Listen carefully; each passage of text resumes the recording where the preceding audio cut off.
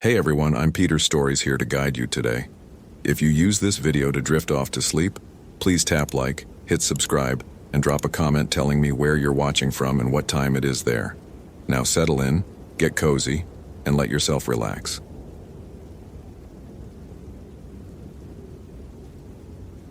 Christopher Blake had seen enough missing persons cases in his 20 years with North Cascades Search and Rescue to recognize the pattern. Young hiker, solo expedition, last contact 3 days ago, family frantic. Another statistic waiting to happen in the unforgiving wilderness of Washington's most brutal national park. What he hadn't expected was the way Station Chief Margaret Chen's voice had cracked on the radio that morning, or the fact that she'd requested him specifically. The October wind carried the smell of pine and something else as he parked his truck at the Cascade Pass trailhead.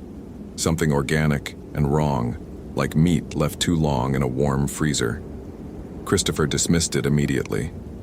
20 years had taught him that panic made people imagine things. He'd heard dozens of hikers swear they'd seen Bigfoot, heard phantom voices, felt presences in the woods. Every single time the explanation had been mundane. Shadows, wind, fear playing tricks on amateur outdoorsmen who'd watched too many horror movies. Emma Rodriguez's file sat on his passenger seat. 23, PhD candidate in forest ecology from University of Washington, researching fungal networks in old-growth forests. Her last satellite phone check-in had come from coordinates near Thunder Creek, elevation 7,000 feet. She'd reported unusual temperature drops and equipment malfunctions, but had insisted on continuing her research. That had been 72 hours ago. Christopher loaded his pack with practiced efficiency. Garmin GPS, Motorola two-way radio, first aid kit, emergency bivouac, 3 days of rations. The sky threatened rain, typical for this region in October, but the forecast had been specific. Clear skies for the next 48 hours. He'd learned to trust meteorology more than instinct. The trail began easily enough, wide and well-maintained through second-growth forest. Christopher maintained his usual pace, covering ground quickly, eyes scanning for the obvious signs most amateur searchers missed. Broken branches at shoulder height, disturbed earth, fabric snagged on bark. Nothing presented itself in the first 2 miles. At mile marker 3, the trail narrowed. The forest here was older, the canopy thick enough to dim the midday sun to twilight. Christopher checked his GPS. On track, making good time. Emma's last known position was still 4 miles ahead, up through increasingly difficult terrain. That's when he noticed the trees. They weren't damaged exactly, but something had stripped bark from them in long, vertical tiers, exposing pale wood underneath. Too high for deer, too systematic for bear.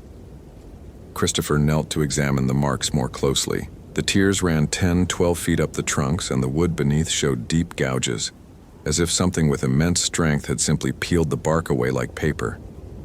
His radio crackled. "Blake, this is Chen. What's your 20? Mile 3 on Cascade Pass found some unusual tree damage, might be nothing."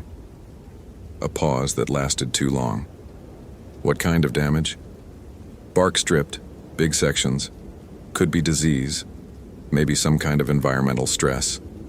Christopher, Chen's use of his first name made him pause. She never did that on the job. "When you find Emma's campsite, I need you to document everything before you touch anything. Everything. Do you understand?" "Margaret, what aren't you telling me?" Another pause. "The local ranger station got a call 2 days ago. Tribal police from the Sauk-Seattle reservation. They said..." She stopped. "They said someone reported hearing the Whitticow." Christopher felt irritation tighten his jaw. "We're doing this, really? I'm out here searching for a missing person and you're bringing up folklore? I'm just telling you what was reported. The Wendigo isn't real, Margaret. It's a story the Algonquian peoples told to discourage cannibalism during harsh winters. Cultural prohibition wrapped in myth. We've been through this. I know what you think. Just document everything." Christopher continued up the trail, his irritation becoming a low simmer. This was exactly the kind of superstitious thinking that led searches astray. People saw what they expected to see, heard what they'd been told to fear. The woods were full of rational explanations for strange sounds and unusual animal behavior. Interference from magnetic fields could cause equipment failures. Temperature inversions created acoustic anomalies. The human brain, when stressed and alone, was perfectly capable of generating hallucinations without any supernatural assistance. The temperature dropped as he gained elevation. Not gradually, as it should with altitude, but suddenly, like walking into a freezer. Christopher's breath became visible in seconds. His GPS read 53 degrees, but the air felt 20 degrees colder. He checked the device, tapped it twice. The reading held steady even as frost began forming on his jacket collar. Malfunction. Had to be. Emma had reported equipment problems in her last transmission. The stripped trees became more frequent. Christopher documented them with his camera, though he couldn't explain the pattern. The damage formed rough circles, as if something had orbited the trunks in a spiral, tearing away bark methodically as it climbed. Some trees showed claw marks, but the spacing was wrong for any animal he knew. Too wide, too deep. At mile 6, he found the first cairn. It wasn't on any trail map. Stones stacked deliberately, maybe 4 feet high, in the middle of the path. Around its base, someone had scattered what looked like tobacco and cedar. Christopher photographed it from multiple angles before carefully dismantling it to continue. As he moved the top stone, something rolled free. A piece of paper, wrapped in plastic to protect it from weather. The message was written in pencil, the handwriting shaky. "Wheaty cow, do not camp near water, do not follow voices, it knows your hunger." Christopher crumpled the paper. Deliberate psychological warfare, probably left by some survivalist playing games with hikers. Or perhaps Emma herself, succumbing to isolation and the documented effects of solo wilderness exposure. Auditory hallucinations were common in extreme isolation. The brain, desperate for stimulation, created input where none existed. Thunder Creek came into view as the sun began its descent. Christopher checked his watch. 3:14 p.m. Emma's last coordinates placed her campsite somewhere along this stretch of water. The creek ran fast and loud here, swollen from recent rain in the high country, and the sound of it filled the forest with white noise that made other sounds impossible to distinguish. He found her camp at 3:47. The tent was still standing, but the camp showed signs of hasty abandonment. Emma's sleeping bag lay half out of the tent, as if she'd dragged it while trying to extract herself quickly. Her cooking gear sat scattered around a cold fire pit. The bear canister that should have held her food lay open and empty 20 feet away, though its locking mechanism showed no signs of forcing. Christopher called it in. "Chen, I've found the campsite. Subject not present. Signs of possible distress. Describe the scene." He walked the perimeter as he spoke. Tent intact, but camp disrupted. Food stores empty. Personal items scattered. No signs of struggle exactly, but the pattern suggests rapid departure. I'm seeing her field notes, research equipment, camera. She left without her essential gear. Any blood? Negative. No apparent violence. Christopher knelt by the cold fire pit. The ashes were at least 2 days old. But Margaret, the fire's been out for a while. If she left in a hurry, it wasn't last night. Keep looking. And Christopher, stay on the radio. Check in every 30 minutes. The light was failing faster than it should. Christopher glanced at his watch again. 4:03 p.m. Sunset wasn't for another 2 hours, but the forest had grown dark, the canopy seeming to thicken overhead. He activated his headlamp and began a systematic search of the area.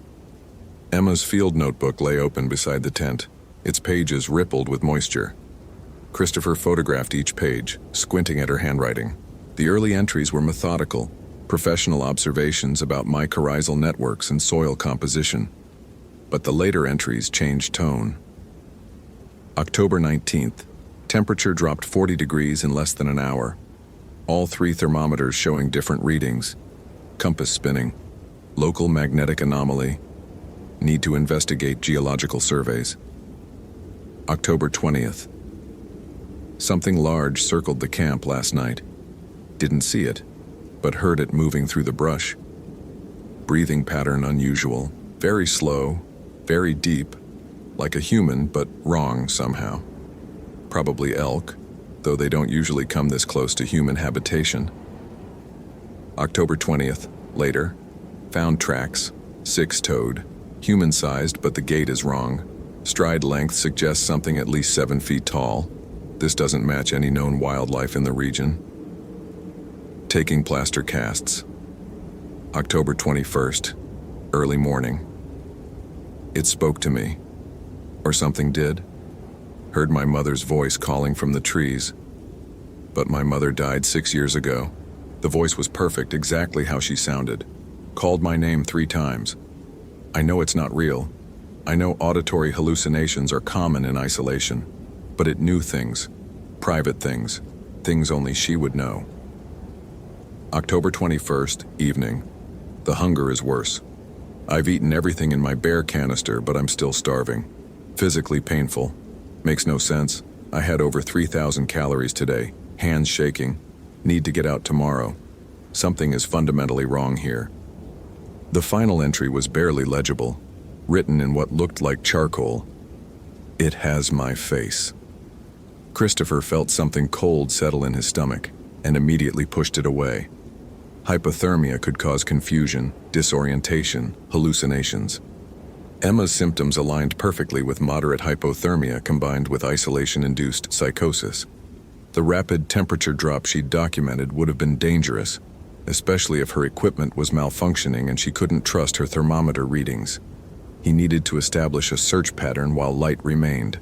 Emma had left without her gear, which meant she was likely disoriented, hypothermic, and vulnerable. Every hour that passed decreased her survival odds. Christopher activated his radio. Chen, subject likely suffering from exposure and possible hypothermia-induced psychosis. Field notes indicate severe physiological distress.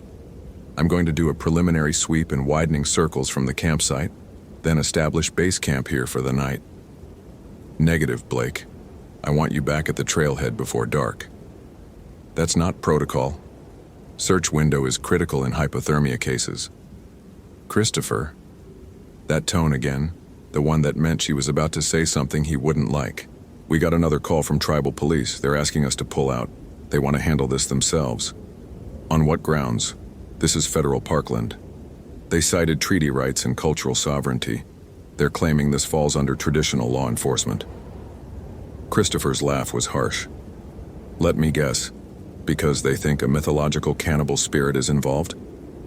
I'm not arguing the merits. I'm telling you the political reality. If we push this and something goes wrong, it becomes an incident. I need you to do a quick perimeter sweep and then pack out. We'll coordinate with tribal authorities tomorrow. A woman is dying out here, Margaret. A woman who documented progressive psychological collapse in her field notes. If she's already deceased, one more night won't matter. If she's alive, we've got tribal Sayar who know this terrain better than anyone coordinating the search tomorrow. This isn't a discussion, Christopher. You have until sunset to complete your sweep, then you're pulling out. That's an order. Christopher didn't respond immediately. He scanned the darkening forest, weighing protocol against instinct. Finally, acknowledged. Beginning perimeter sweep now. He started in concentric circles from the campsite, headlamp beam cutting through the gloom. The forest had gone silent, he realized. No bird calls, no insect sounds, nothing but the roar of Thunder Creek and his own breathing. That was unusual but not unprecedented. Wildlife often went quiet before storms, responding to barometric pressure changes humans couldn't sense. 50 yards from camp, he found the first piece of clothing. Emma's fleece jacket, torn but not by any animal he recognized. The tears were clean, precise, as if the fabric had been simply pulled apart along its fibers. Christopher bagged it as evidence and continued. The smell hit him at 70 yards. That same wrong meat odor from the trailhead, but stronger now, thick enough to taste. Christopher breathed through his mouth and pushed forward. He'd smelled decomposition before, helped recover bodies from the backcountry. This was similar but different. Sweeter somehow. More complex. At 90 yards, he found the deer, or what was left of it. The carcass had been torn open and partially consumed, but the damage pattern was wrong. Predators, cougars, bears, Coyotes, fed in predictable ways. They opened the body cavity to access organs, broke bones to reach marrow. This deer had been systematically stripped, its meat removed in long sections almost surgical in precision. The bones that remained showed strange scoring, parallel grooves that ran lengthwise, as if something had dragged teeth along them while pulling away flesh. But the worst part was the deer's face. Its lips had been torn away to expose teeth frozen in what looked like a scream. And its eyes. Christopher had to look away and back twice to confirm what he was seeing. The eyes had been removed and placed on nearby rocks, positioned to face the direction of Emma's campsite. He photographed everything, but his hands shook slightly as he worked. This was deliberate arrangement, human agency, some kind of twisted trophy display or threatening message, which meant whoever had taken Emma wasn't a random opportunist. This was planned, ritual, specific. The temperature dropped again, so suddenly Christopher gasped. His breath came out in thick clouds now, and frost formed on his camera lens. He checked his GPS. 48 degrees. Impossible. His exposed skin burned with cold, his fingers already numbing. That's when he heard his daughter's voice. "Daddy? Daddy, I'm cold." Sarah, 8 years old, gap-toothed smile, dead in a car accident 3 years ago. The voice was perfect, exactly how she'd sounded, with that slight lisp on her S's that the speech therapist had been working on. Christopher froze, every rational part of his brain screaming that this was impossible, that he was experiencing exactly what Emma had documented. "Daddy, please, it's so cold here. Why won't you come find me?" The voice came from deeper in the forest, past the torn deer, into the darkness beyond his headlamp's reach. Christopher's throat had closed. He couldn't breathe, couldn't think. Part of him knew, absolutely knew, that this was a trick, an auditory hallucination, some combination of stress and isolation and maybe carbon monoxide from his stove or a gas pocket in the ground affecting his brain chemistry. But it was Sarah's voice. "If you loved me, you'd come. Don't you love me anymore?" Christopher's legs were moving before he'd made a conscious decision. He pushed past the deer carcass, into the deeper woods, following the voice. His headlamp beam bounced wildly as he moved, illuminating snapshots of forest. A tree with bark torn away, another cairn of stones, markings scratched into earth. "Closer, Daddy. Just a little closer." He stopped. No, this was wrong. This was exactly what Emma had described, exactly what the note had warned against. Don't follow voices. Christopher physically forced himself to turn around to retreat back toward the campsite. The sound that came from the darkness behind him wasn't human. It started as a low moan, almost subsonic, a vibration he felt in his chest before he heard it with his ears.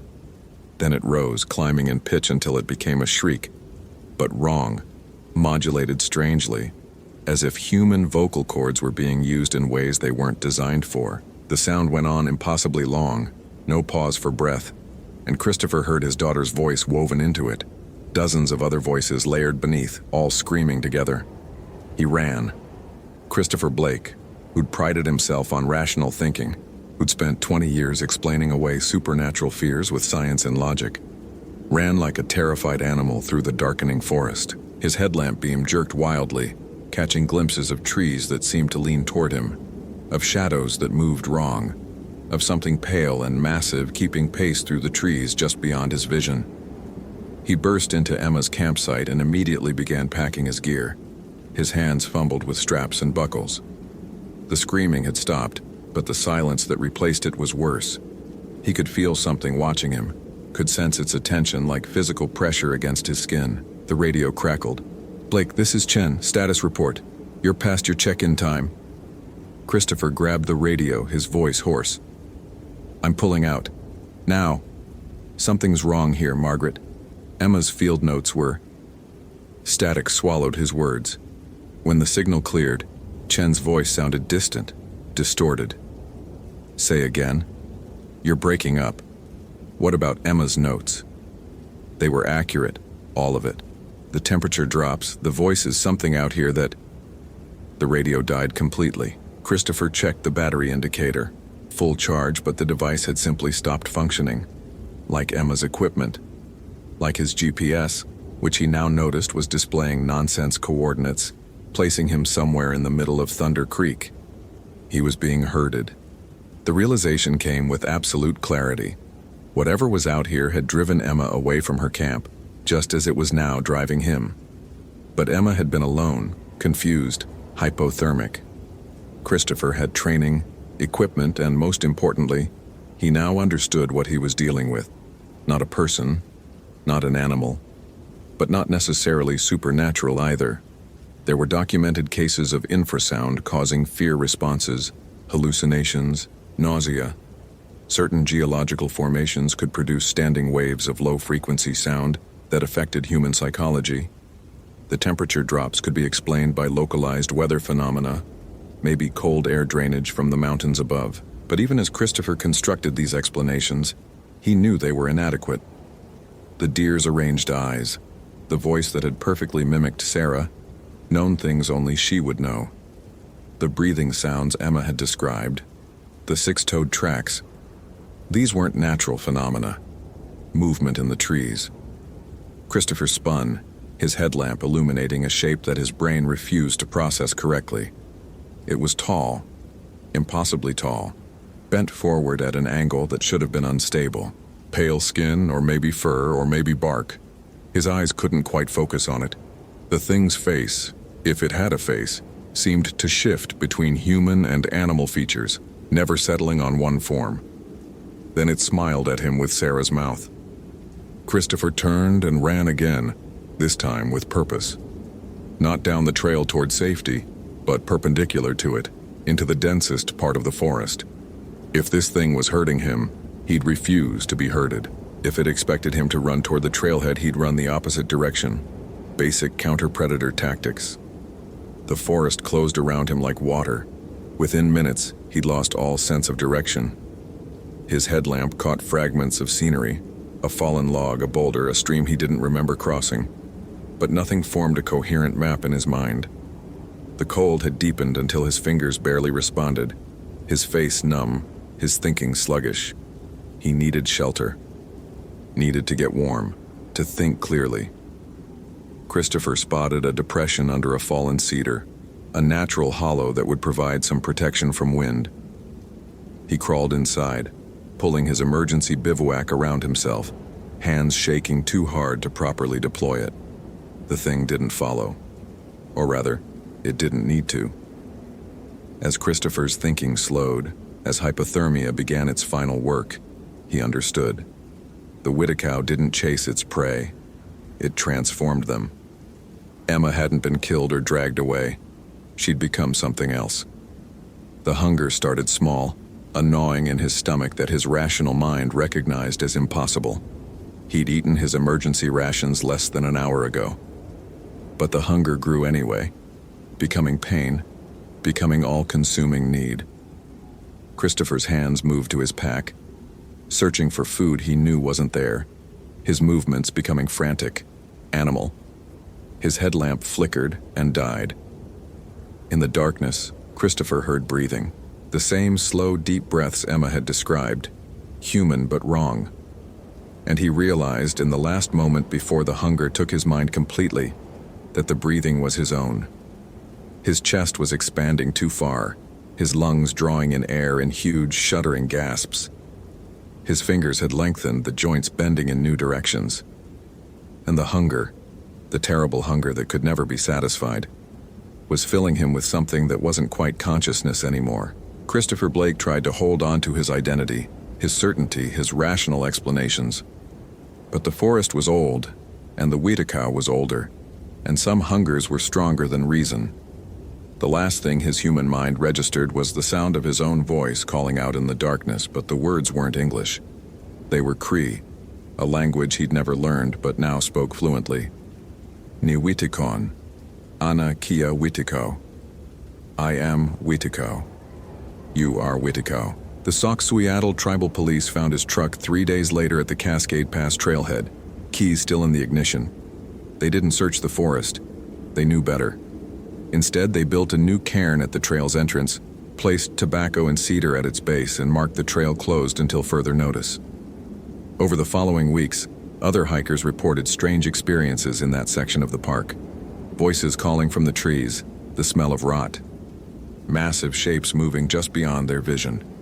2 more people went missing before the National Park Service finally accepted the tribal recommendation and closed the entire Thunder Creek area indefinitely. Margaret Chen received a formal reprimand for approving a solo search operation, but she never spoke publicly about the last transmission from Christopher Blake's radio. How his voice had changed, how he'd spoken in a language he couldn't possibly know, how he'd said just before the signal died completely, "Tell Sarah I found her. Tell her daddy's not cold anymore." The official report listed Christopher Blake as missing, presumed dead due to exposure. His ex-wife buried an empty casket beside their daughter's grave. But the Soxhawtla elders knew the truth. Some people who go into those woods don't die. They change, they hunger. They call to others in voices that can't be ignored, offering reunion with the dead, promising relief from the cold, whispering that just a little closer, just a few more steps, everything will be warm again. The rangers at North Cascades National Park still maintain the closure. They've stopped explaining why. When pressed, they direct inquiries to the tribal authorities, who simply say that some places remember what lived there first, that some hungers are older than civilization, that the old stories aren't metaphors or moral lessons or cultural artifacts to be analyzed and dismissed. They're warnings. And in the deep wilderness of the North Cascades, where the old growth forest is thick enough to swallow light and sound, where Thunder Creek runs fast and cold and loud enough to cover other sounds, something moves in the darkness. Something that was once a forest ranger named Christopher Blake, and before him a biologist named Emma Rodriguez, and before her, others whose names have been forgotten. They hunger, always hunger, and they call to those who walk alone in the woods. They speak in the voices of the lost, the loved, the mourned, and sometimes when the wind is right and the temperature drops without warning, and the GPS coordinates read impossible locations, someone hears those voices and thinks, just a little closer, just to be sure. That's when the transformation begins again. The forest remembers, the Whitacow remembers, and some types of hunger can never be satisfied, only shared. In his office in Seattle, on a computer that no longer received updates from Christopher Blake's GPS beacon, a file remained open. Emma Rodriguez's field notes, photographed and uploaded on that last day. No one read the final pages carefully enough to notice the pattern in her handwriting, how the letters gradually changed from her neat, educated script into something older, more primitive, more urgent. No one except Margaret Chen, who studied those pages late at night and saw what others missed. How the final entries weren't warnings, they were invitations. "Come find us," they said. "We're so hungry, we're so cold. Come make us warm." Chen closed the file every time, but she never deleted it, because somewhere deep in her rational, scientific mind, a small voice wondered what it would be like to never feel hunger again, to never feel cold, to speak in voices that could call the dead. She never went to North Cascades National Park. She never tried to find Christopher Blake or Emma Rodriguez. But on particularly cold nights, when the wind howled outside her Seattle apartment, she thought she heard something calling her name. Not her voice, someone else's, someone she'd lost long ago, and every time she had to physically force herself not to respond. The Whitacow are patient. They can wait decades, centuries. They called the Algonquian peoples for thousands of years, and they call still. Not because they're evil or malicious or even consciously cruel. They simply hunger as fire hungers for fuel, as winter hungers for warmth. And hunger, in the end, is the most human thing of all. Sarah Brennan had been staring at the photograph for 20 minutes, and the wrongness of it wouldn't resolve into sense. She sat in the ranger station at Logan Pass, elevation 6,646 feet, while February winds screamed against the windows and turned the parking lot into a white void. The photo showed Daniel Marsh's campsite at the Granite Park Chalet Service Road. His tent, intact, sleeping bag still in its stuff sack, camp stove with half a pot of what looked like oatmeal frozen solid. His pack leaned against a lodgepole pine, fully loaded. His boots sat paired outside the tent vestibule. But Daniel Marsh himself had been found 8 miles north, barefoot in 2 feet of snow at 4:47 a.m. by a snowplow operator clearing the Going to the Sun road. He'd been alive, technically. Hypothermic, frostbitten, unresponsive. When they'd loaded him into the ambulance, his eyes had been open but focused on nothing, and he'd been mouthing words nobody could understand. The hospital in Kalispell had him in intensive care now, still silent, still staring. The oatmeal detail bothered her most. You didn't start cooking breakfast? Leave it half-finished? Strip off your boots and abandon your campsite to walk 8 miles through a blizzard in the dark? The timeline made it worse. His girlfriend had confirmed he'd texted her at 10:47 p.m. saying he was calling it early, snow getting heavy. The snowplow operator's timestamp was 4:47 a.m. 6 hours. The February darkness would have been absolute. The temperature at 12 below zero before wind chill. Sarah had 14 years with the National Park Service, the last 7 at Glacier. She had a master's degree in wildlife biology and a reputation for methodical thinking that made her the de facto person Chief Ranger Morrison called when something didn't add up. She'd tracked down poachers, located confused hikers, investigated bear attacks and avalanche deaths. She understood the mechanics of how people died in the wilderness. This didn't fit any of those mechanics. Her Motorola radio crackled. "Brennan, you copy?" She pressed the transmit button. "Go ahead, Tom." Tom Whitehorse, her usual partner for backcountry work, sounded tense. "Hospital called.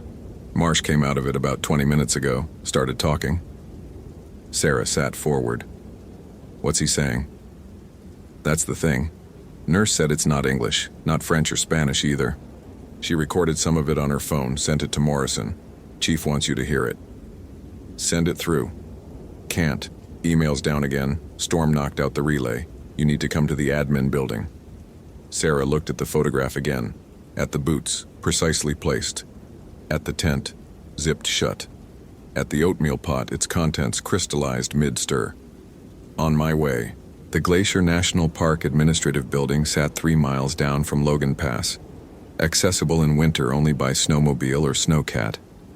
Sarah took a snowmobile, and the ride down through the screaming white felt like descending into some pocket dimension where the normal rules didn't apply. The park in winter became something else. Over 1 million acres of frozen wilderness, most of it inaccessible, inhabited only by scattered winter rangers and whatever else moved through the deep snow. Morrison was waiting with Tom when she arrived. The chief ranger was 58, weathered, competent. He didn't spook easily, but there was something tight around his eyes now. He handed Sarah his iPhone without preamble. "Listen to this. Tell me what you think." Sarah pressed play. The recording was scratchy, clearly captured on a phone held near a hospital bed. Background beeps and machinery hum, then a voice, male, hoarse, speaking in a rhythmic monotone. "Widikow, Widikow, Kawashimiu, Nimitikwapan, Widikow." The words repeated, a litany. Sarah felt something cold move through her stomach that had nothing to do with the temperature. She'd heard Algonquian languages before. There was a Blackfeet reservation bordering the park's eastern edge, and she'd worked with tribal liaisons on joint projects. This sounded similar in phonetic structure, but wrong somehow. The cadence was off. Too rhythmic. Almost chanted. "He's been saying this for 30 minutes straight," Morrison said. "Won't respond to questions. Won't look at anyone. Just this." Tom leaned against the wall, arms crossed. He was Blackfeet himself, 32, practical. "Play it again," he said. Sarah did. This time Tom's expression shifted. Not recognition exactly, but something close to it.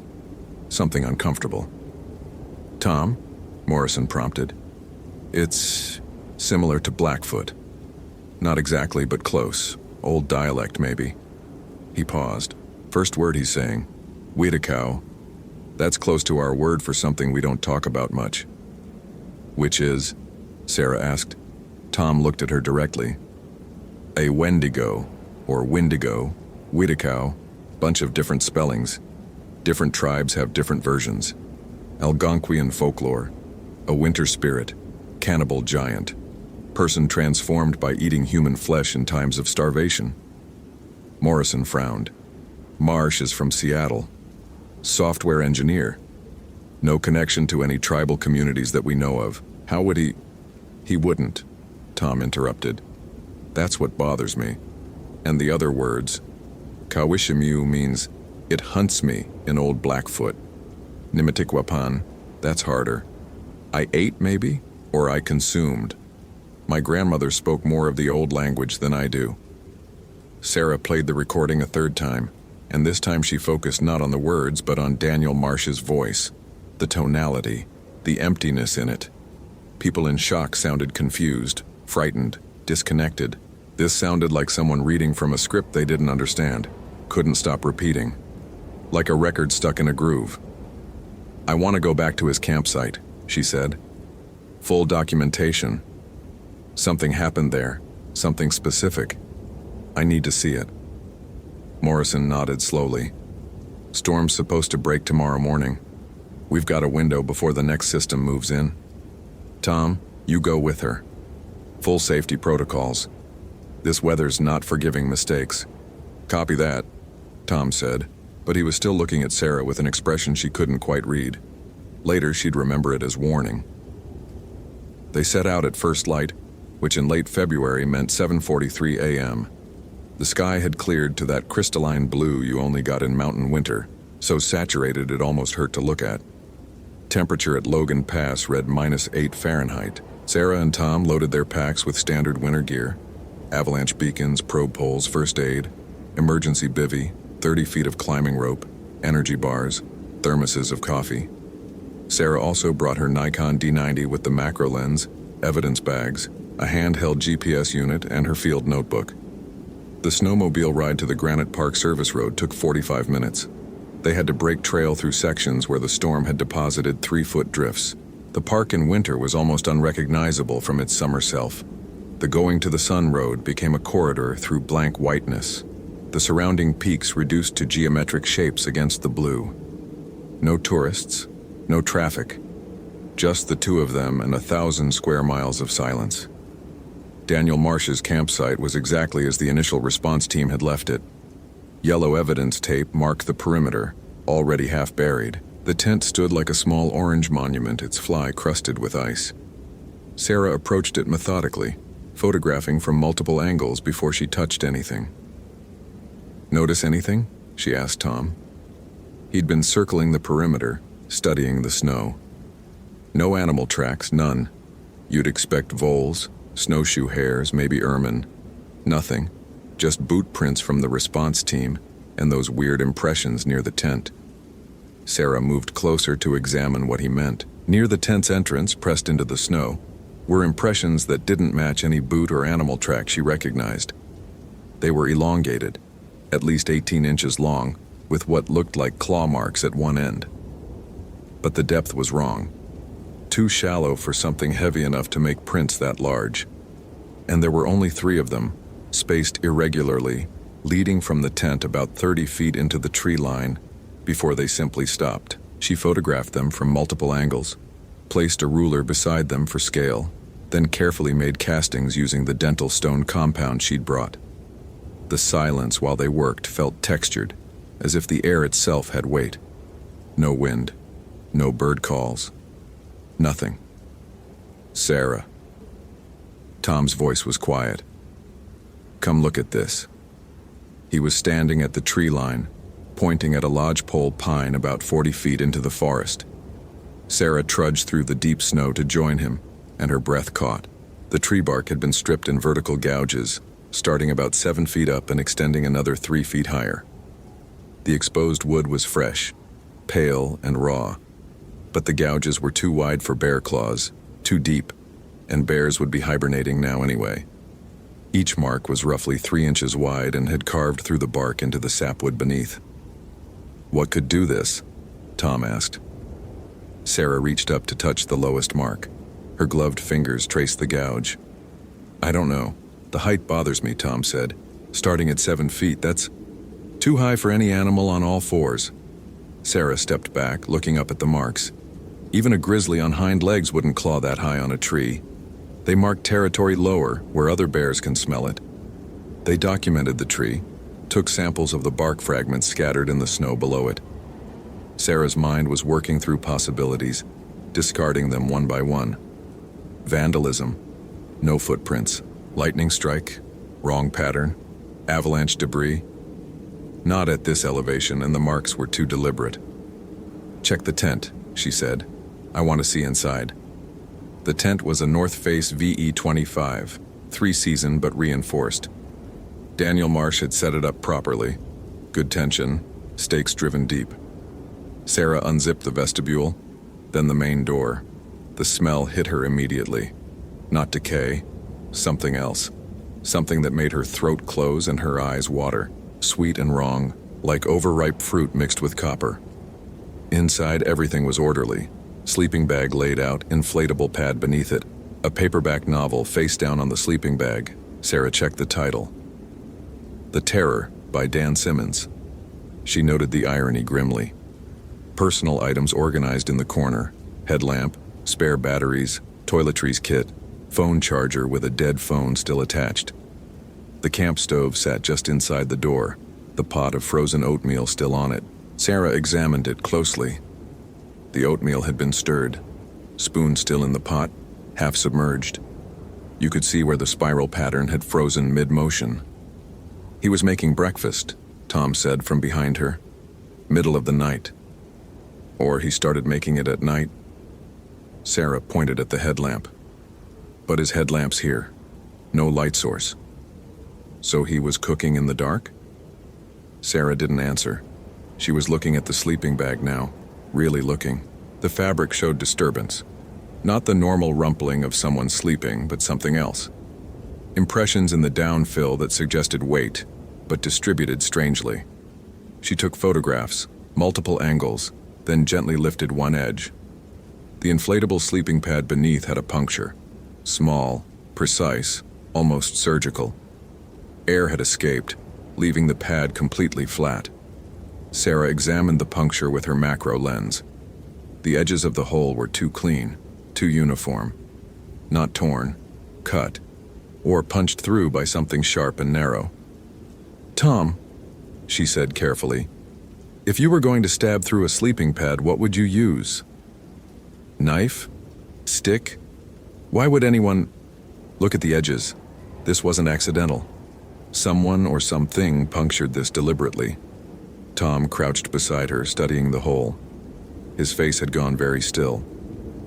"The way it's positioned, whoever made this, they'd have been standing over him while he slept." Sarah felt it then. The wrongness that had been hovering at the edge of her perception since they'd arrived. This campsite looked safe, orderly, normal, but nothing that had happened here had been normal.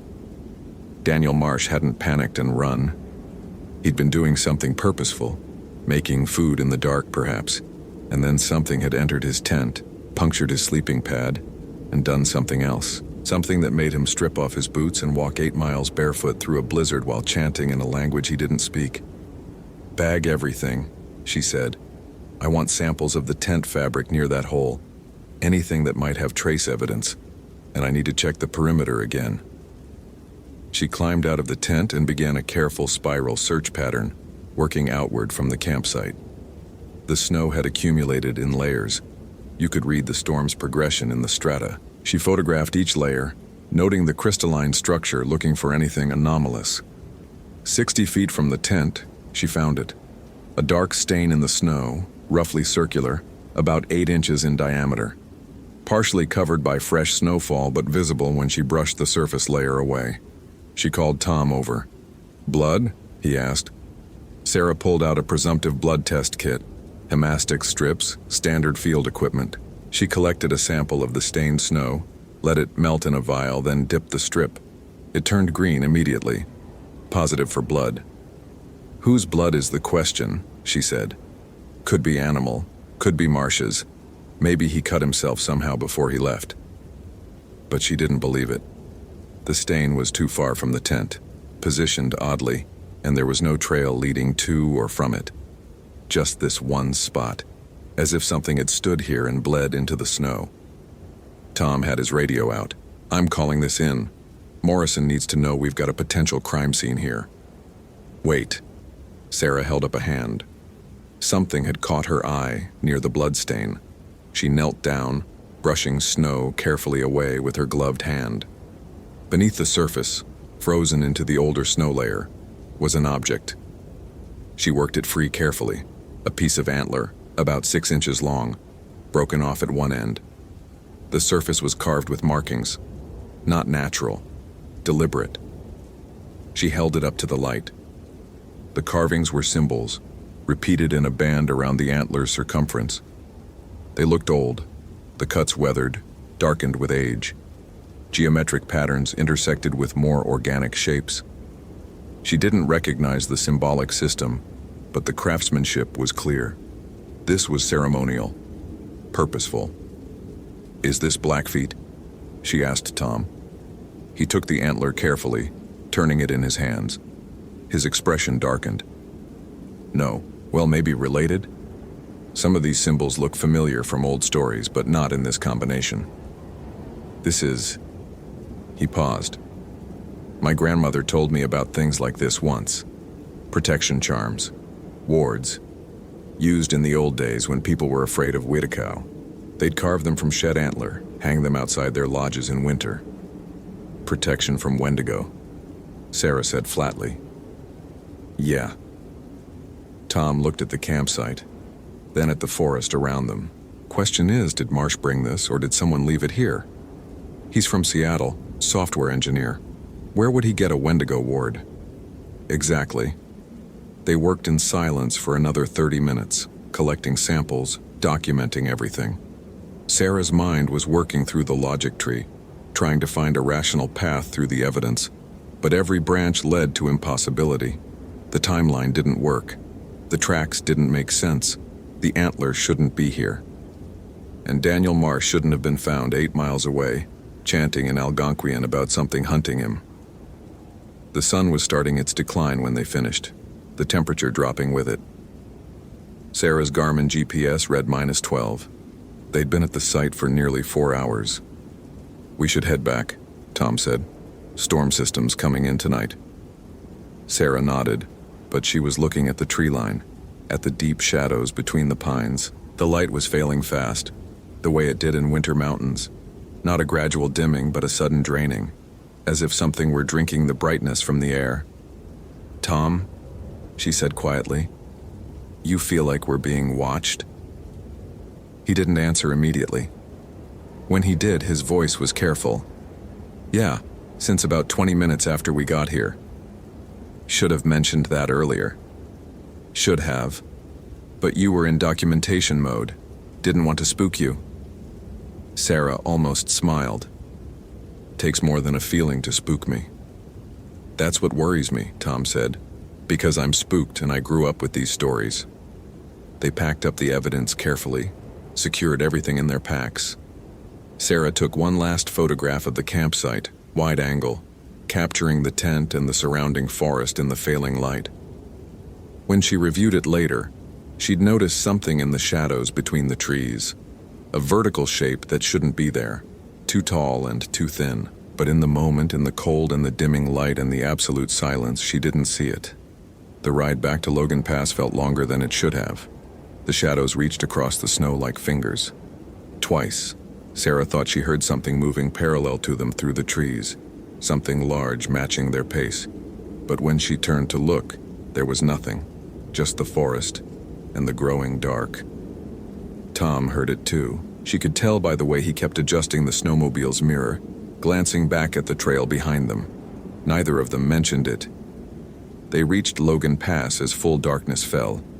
The ranger station lights looked warm and impossibly distant across the white expanse of the parking lot. Sarah's hands were shaking as she dismounted, and not entirely from the cold. Inside, Morrison was waiting with news from the hospital. Daniel Marsh had stopped chanting. He'd gone completely silent instead, withdrawn into a catatonic state. Brain scans showed normal activity. No stroke, no tumor, no physiological explanation for his behavior. The psychiatric evaluation was pending. "What did you find?" Morrison asked. Sarah laid out the evidence bags on the table. Bark samples, the carved antler, the blood-stained snow samples, photographs of the tracks. She walked him through everything, keeping her voice level and professional, but she could hear the strain in it, the edge of something that wanted to be fear but didn't have permission yet. Morrison examined the antler for a long time. "This could be a prop," he said finally. "Marsh could have brought it. Maybe he was interested in Native American artifacts, bought this online or something." "From a site that sells ceremonial Wendigo wards?" Tom asked. "Chief, those aren't exactly tourist items." "So what's your theory?" Morrison asked. "A Wendigo took a software engineer from Seattle?" "I'm not saying that," Tom said, but his voice was tight. "I'm saying something happened out there that we don't understand yet." Morrison turned to Sarah. "You're the scientist here.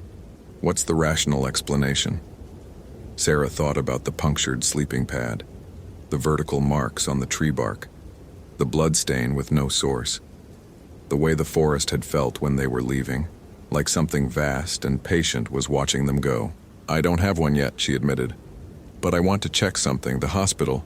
Do they still have Marsh's clothing, the things he was wearing when they found him?" "Should be in evidence. Why?" "Because he walked 8 miles barefoot through snow at 12 below zero. His feet were frostbitten, but he was still walking. That's not medically possible without serious nerve damage or some altered state. I want to see if there's anything else anomalous. Trace evidence, chemical exposure, anything." Morrison nodded slowly. "I'll call ahead. You can go tomorrow." "I'd like to go tonight." "Sarah, you've been out in the cold for 5 hours. You need rest." She wanted to argue, but her body was already agreeing with him. The adrenaline was wearing off, leaving exhaustion in its wake. "First thing tomorrow, then." "Agreed. Tom, write up your field report. Sarah, get some food in you, get warm. We'll reconvene at 0700. They dispersed. Sarah went to her quarters, a small efficiency apartment in the staff housing building. She made coffee, tried to eat a protein bar, couldn't.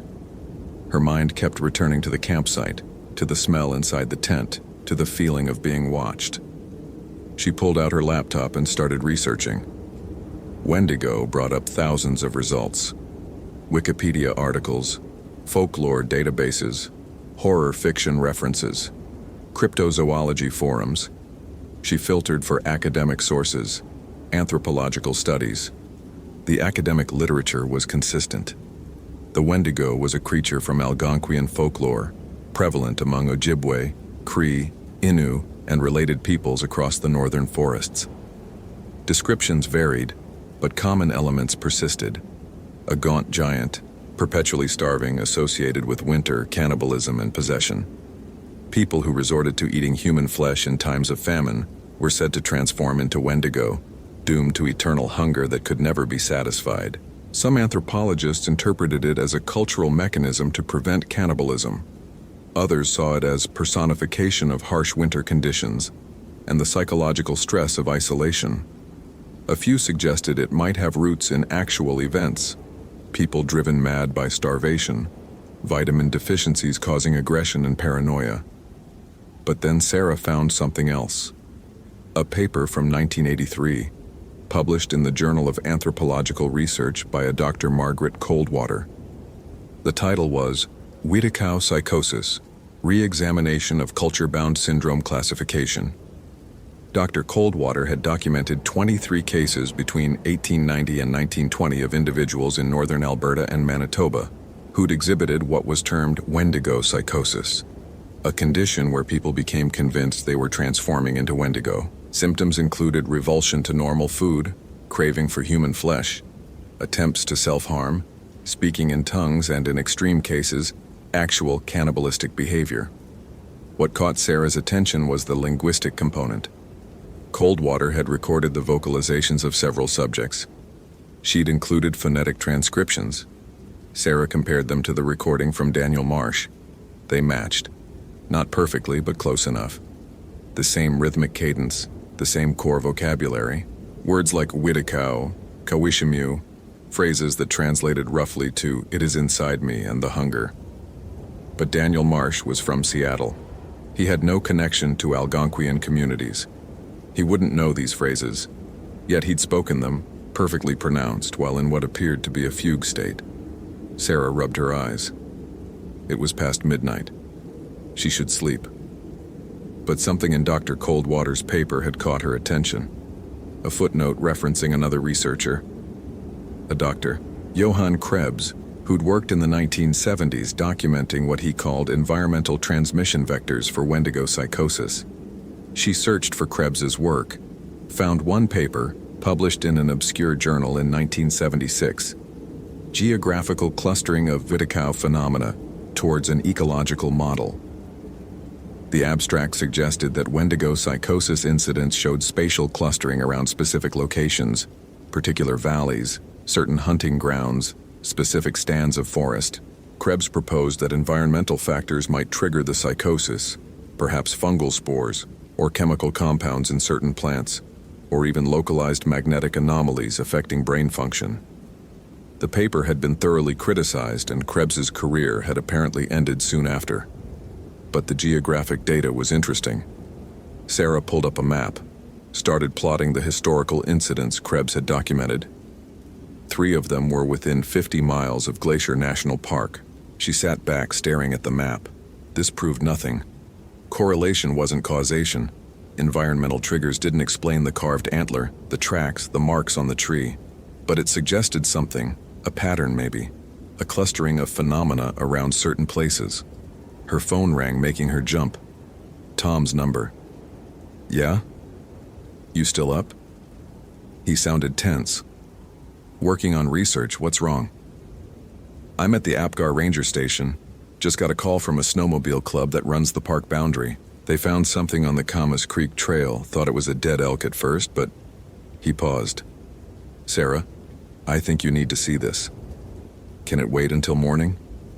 "No," Tom said flatly. "It can't."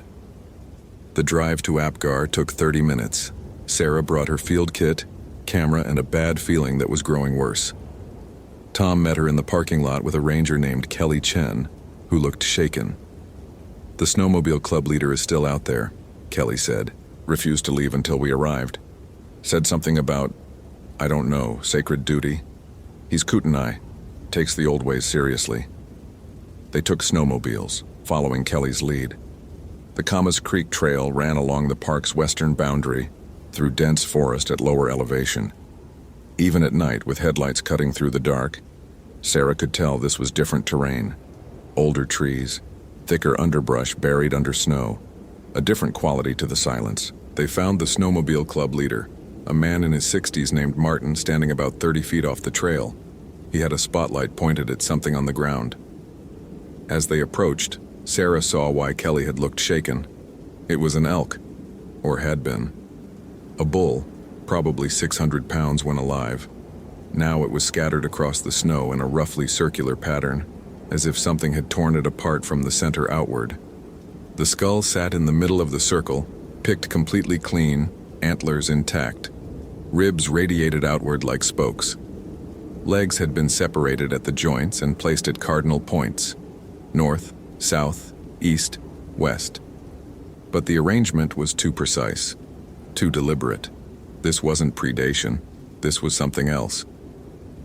"No tracks except the elk's own," Martin said without greeting. His voice was rough, strained. "It walked here, stood in that spot, and something took it apart. Nothing else came or went, just the elk walking in, and then..." He gestured at the carnage. Sarah approached slowly, photographing as she went. The snow around the elk was stained red, but there was less blood than there should be for this level of dismemberment. The bones showed no tooth marks, no scoring that would indicate scavenger activity. The joints had been separated cleanly, almost surgically. Tom was examining the skull. "Sarah, look at this." She joined him. The inside of the skull cavity was empty, brain matter removed completely. But carved into the interior surface of the skull, in the bone itself, were symbols. the same geometric pattern she'd seen on the antler from Daniel Marsh's campsite. "Tell me these were here before," Tom said quietly. Sarah couldn't answer. The carvings were too precise, too fresh. The bone showed no weathering, no age. These had been made recently, after the elk died. While it was being arranged, Martin spoke from behind them, his voice carrying the weight of old knowledge. "My grandfather told me about things like this. Offerings, messages.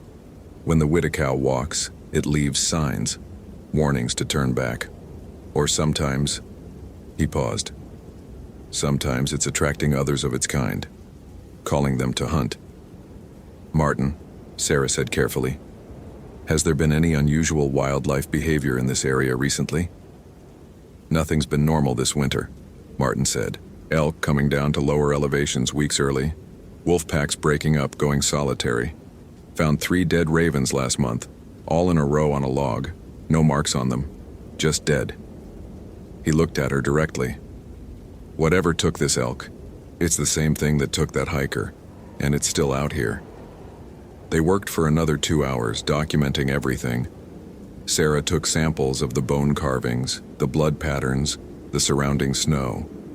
Tom photographed the arrangement from multiple angles. Kelly kept watch on the perimeter, radio in hand, scanning the tree line. Sarah found herself doing the same, looking into the darkness beyond the spotlights, searching for movement. The forest felt active in a way that had nothing to do with wind or animals. It felt watched, evaluated. When they finally packed up to leave, Martin pulled Sarah aside. "You're not going to find a rational explanation," he said. "I can see you trying. You're thinking environmental factors, maybe chemicals, some kind of mass psychosis, but that's not what this is."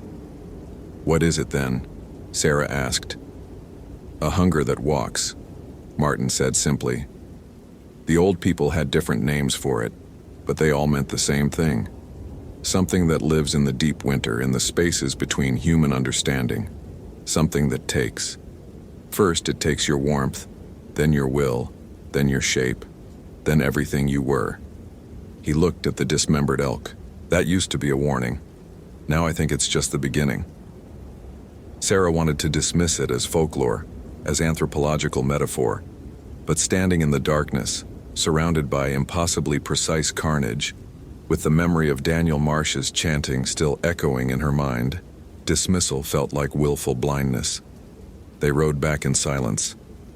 Sarah's mind was working through the evidence, trying to build a coherent picture. 2 incidents now, Daniel Marsh's campsite and the elk, both showing similar anomalies. Precise damage, symbolic markings, no explicable predator or human perpetrator, and both connected by the same folkloric thread, Wendigo. Back at headquarters, Morrison was still awake, looking at the photographs Tom had just uploaded. His face was gray. "I'm calling in the FBI," he said. "This is beyond Park Service jurisdiction. Mutilation of wildlife with ritualistic elements that triggers federal involvement." "Chief," Sarah said, "there's something else we need to consider. I've been researching historical incidents. There's a geographical pattern. Wendigo psychosis cases, unexplained deaths, livestock mutilations. They cluster around certain locations. 3 historical clusters within 50 miles of here." "What are you suggesting?" "I'm not sure yet, but I think we need to look at this systematically. Map all the anomalous incidents in this region for the past century. Look for patterns. And," she hesitated, "I think we need to consult with tribal elders, people who know the traditional stories, not as folklore, but as historical record." Morrison looked at her for a long moment. "You're the scientist here, Sarah. You really think there's something to these stories?" Sarah thought about the punctured sleeping pad, the blood stain with no source, the elk arranged like a ritual sacrifice, Daniel Marsh chanting in a language he'd never learned. "I think," she said carefully, "that we're dealing with something we don't understand. And when you don't understand something, you gather data from every available source, including oral tradition." Morrison nodded slowly. "All right, Tom, reach out to the Blackfeet Cultural Committee. See if anyone's willing to talk to us. Sarah, keep working the physical evidence. I want everything analyzed, blood, bark, bone samples, everything, and stay sharp. If this is some kind of cult activity, they might target researchers next. Cult activity. Sarah almost laughed at how much simpler that would be. Human perpetrators, understandable motivations, forensic evidence that made sense. But she'd seen the marks on that tree 7 feet high. She'd felt the weight of attention in the forest. This wasn't humans playing at ritual magic. This was something else entirely. Over the next 3 days, Sarah barely slept. She drove to Kalispell to examine Daniel Marsh's clothing, found trace elements on the fabric she couldn't identify, sent them to the lab in Missoula. She interviewed the snowplow operator who'd found Marsh, learned he'd been standing in the middle of the road facing north motionless, not wandering, standing, waiting. The FBI sent an agent, a woman named Carver, who specialized in ritualistic crimes. She spent 6 hours at the elk site, took her own samples, interviewed everyone. Then she left and Sarah never heard from her again. Morrison made inquiries, got vague responses about ongoing investigation and need-to-know basis. Tom's contacts with the Blackfeet Cultural Committee bore more fruit. An elder named Joseph Three Bears agreed to meet with them, off reservation at a diner in Browning. He was 84, weathered as old wood, with eyes that took in everything and gave back nothing. "My grandfather hunted these mountains," Joseph said, stirring sugar into black coffee. "He told me there were places you didn't go in winter, valleys that stayed too quiet, stands of trees where the snow never laid right. He said the Wittikau kept those places, that it walked there when the cold was deepest." "Did he ever see one?" Sarah asked. "He saw what it left behind." Joseph's gaze fixed on her. "Man from the tribe back in 1932. Went out hunting, came back wrong. Wouldn't eat, wouldn't speak English, only the old tongue. Started carving things, symbols on bark, on bone, on his own skin. Said he was trying to keep it out, but it was already inside. They found him a week later, frozen solid in the Badger 2 medicine area, sitting upright in the snow, eyes open." Sarah felt cold that had nothing to do with the diner's drafty windows. "What were the symbols supposed to do?" "Ward it away. Bind it. My grandfather said the old medicine men knew songs that could hold the Wittikau back. Keep it from taking someone completely. But you had to know the proper words, the proper offerings. And even then..." He shook his head. "The Wittikau is hunger given shape. You can't kill hunger. You can only try to contain it." Tom leaned forward. "Joseph, these symbols, would you recognize them if you saw them?" "I might." Sarah pulled out photographs of the carved antler and the elk skull, laid them on the table. Joseph studied them for a long time, his expression darkening. "These aren't wards," he said finally. "These are invitations." "Invitations to what?" Sarah asked. "To transformation, to joining. The Wittikau doesn't just hunt, it reproduces." He pointed at one symbol. "This here, that's asking for the hunger, opening yourself to it. And this one," he touched another symbol, "that's marking territory, claiming a place." He looked up at them. Whoever made these wasn't trying to protect themselves. They were trying to become Wittikau, or mark this land as belonging to one that already exists. The diner felt suddenly too warm, too crowded. Sarah's mind was racing through implications. If Joseph was right, if these symbols were intentional invitations rather than protective wards, then the paradigm shifted. This wasn't a victim being haunted. This was someone trying to summon something, or transform into it. Could Daniel Marsh have done this himself, she asked, before his episode? How much did he know about Algonquian traditions? Joseph asked. Nothing that we can determine. He's a software engineer from Seattle. No tribal connections. Joseph shook his head. Then no. These symbols, the knowledge required to make them correctly, that's not something you learn from books. That's passed down through proper channels, and even then, most of us don't learn the darker aspects. What you're showing me, this is old knowledge, forbidden knowledge.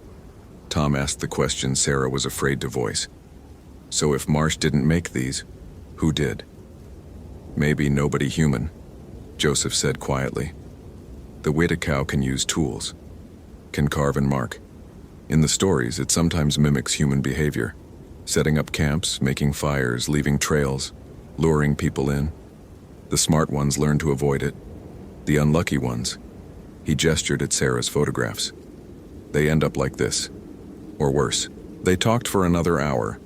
Joseph shared more details, specific locations his grandfather had mentioned as dangerous, behavioral patterns attributed to Wendigo, methods the old medicine men had used for protection. Sarah took notes, cross-referencing with the historical data she'd compiled. A pattern was emerging. The geographical clusters she'd identified earlier aligned with the places Joseph's grandfather had warned about. The Badger 2 Medicine area, certain drainages off the North Fork, the upper reaches of Camas Creek. All of them showed repeated incidents across decades, disappearances, unexplained deaths, reports of people acting strangely before vanishing. Joseph, Sarah said carefully, is there any record of these things being stopped? Killed? You can't kill hunger, Joseph repeated. But the old people knew rituals, ways to bind it to specific places, keep it contained. My grandfather said there were songs that would trap the Wittikow, make it sleep through the summer. But you needed several medicine men working together, and you needed to know its true name. Its true name? Every Wittikow has a name. The name of the person it used to be before the hunger took them. If you know that name and you speak it properly, you can command it, bind it. My grandfather said the really old Wittikow, the ones that have been around for centuries, their names are lost. Those ones can't be bound anymore. They're pure hunger, no human left. Sarah felt something click in her mind.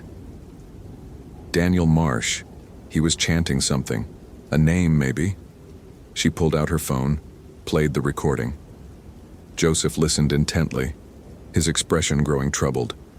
That's not a name, he said. That's a claim. He's saying, it hunts me, it finds me, I am consumed. But the pronunciation, he's speaking it like someone born to the language. That shouldn't be possible. Unless he's been possessed, Tom said. Or transformed, Joseph added. The stories say when the Wittikow takes someone, they speak in the old tongue. It's the hunger speaking through them, making its claim official. They left the diner with more questions than answers. Sarah drove back to Glacier in silence, mind churning. The evidence was pointing toward something impossible, but the pattern was too consistent to ignore. Geographical clustering, ritual markings, linguistic anomalies, behavioral transformation, all of it connected by a folkloric thread that spanned centuries.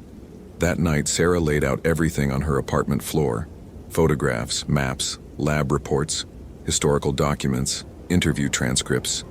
She was looking for the missing piece, the element that would make sense of the pattern.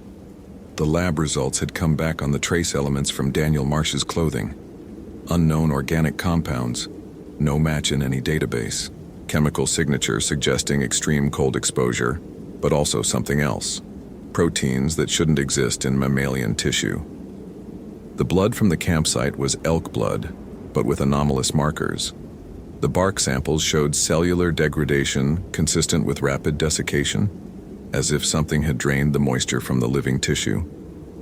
Sarah cross-referenced the historical incidents with weather data.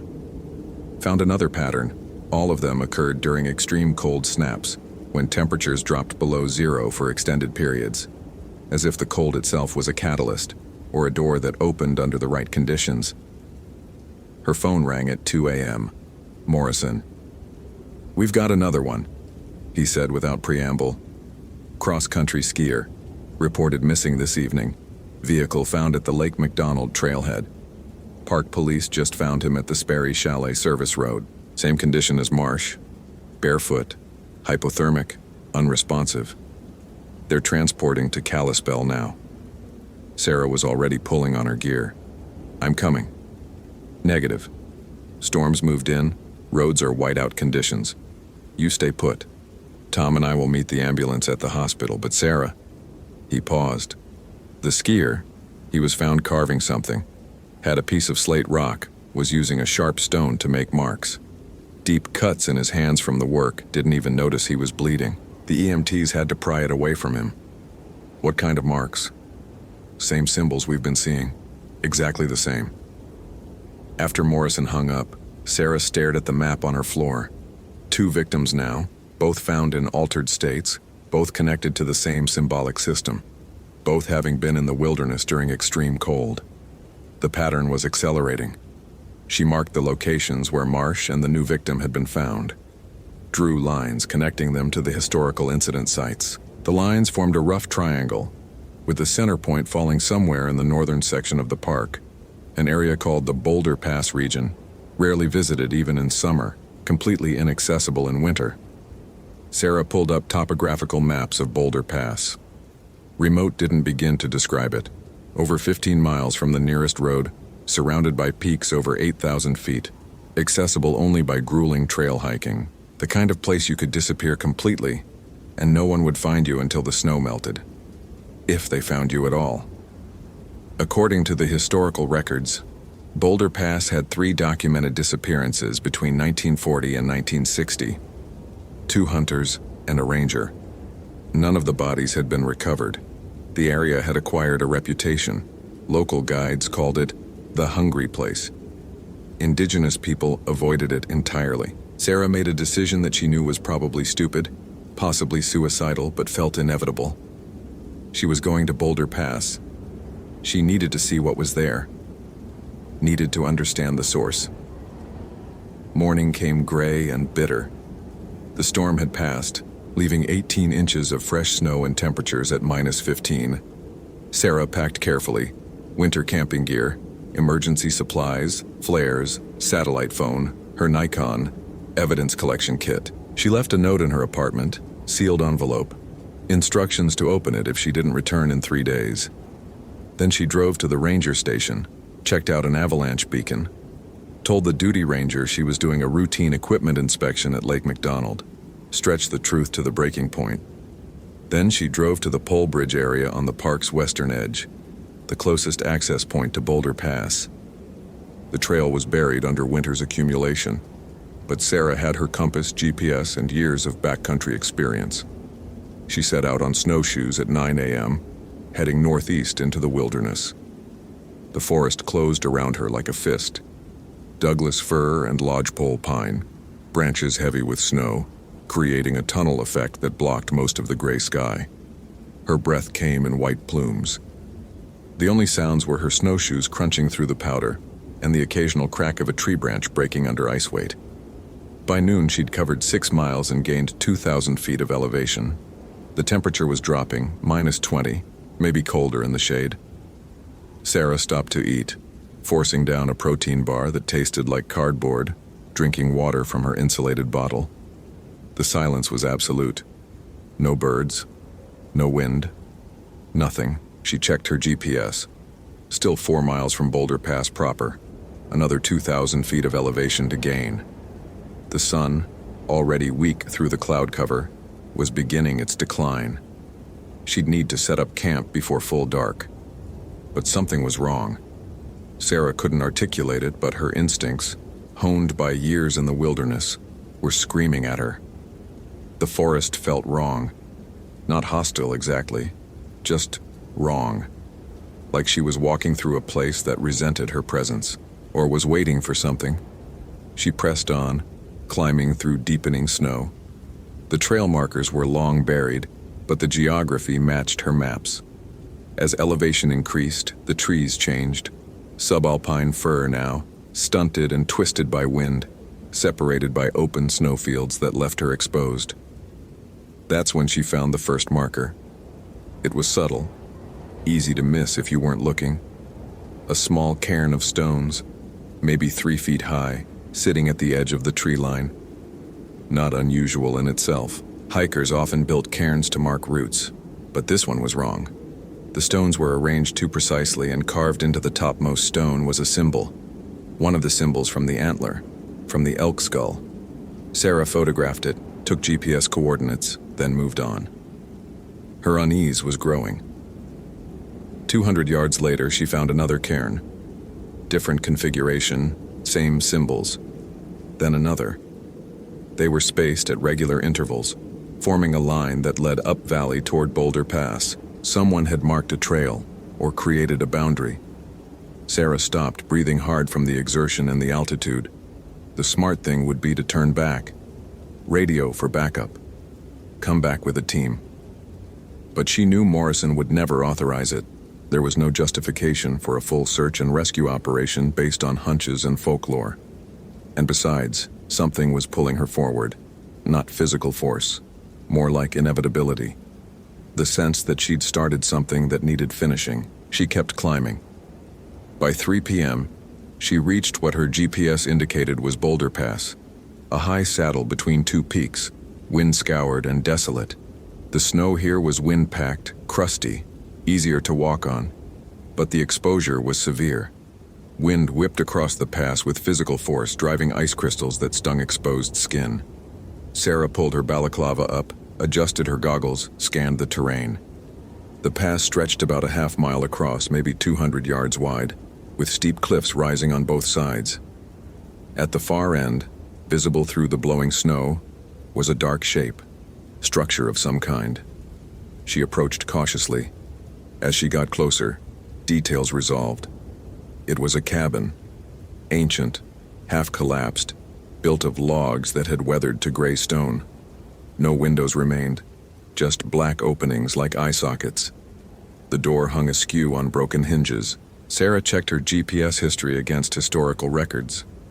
This location matched the old Boulder Pass patrol cabin, built in the 1930s, abandoned in the 1960s after the disappearances. It shouldn't still be standing.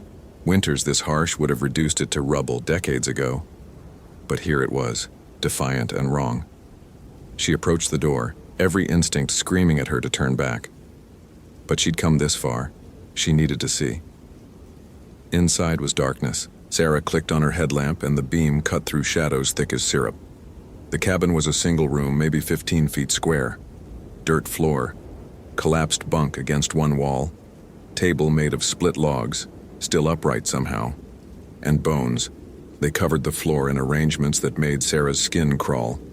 Animal bones mostly, elk, deer, smaller mammals, but positioned deliberately. Circles within circles, radiating patterns. At the center of it all was a human skull, picked clean, eye sockets facing the door. Sarah's breath was coming too fast now, the sound loud in the silence. She forced herself to move carefully, photographing everything, documenting the arrangement.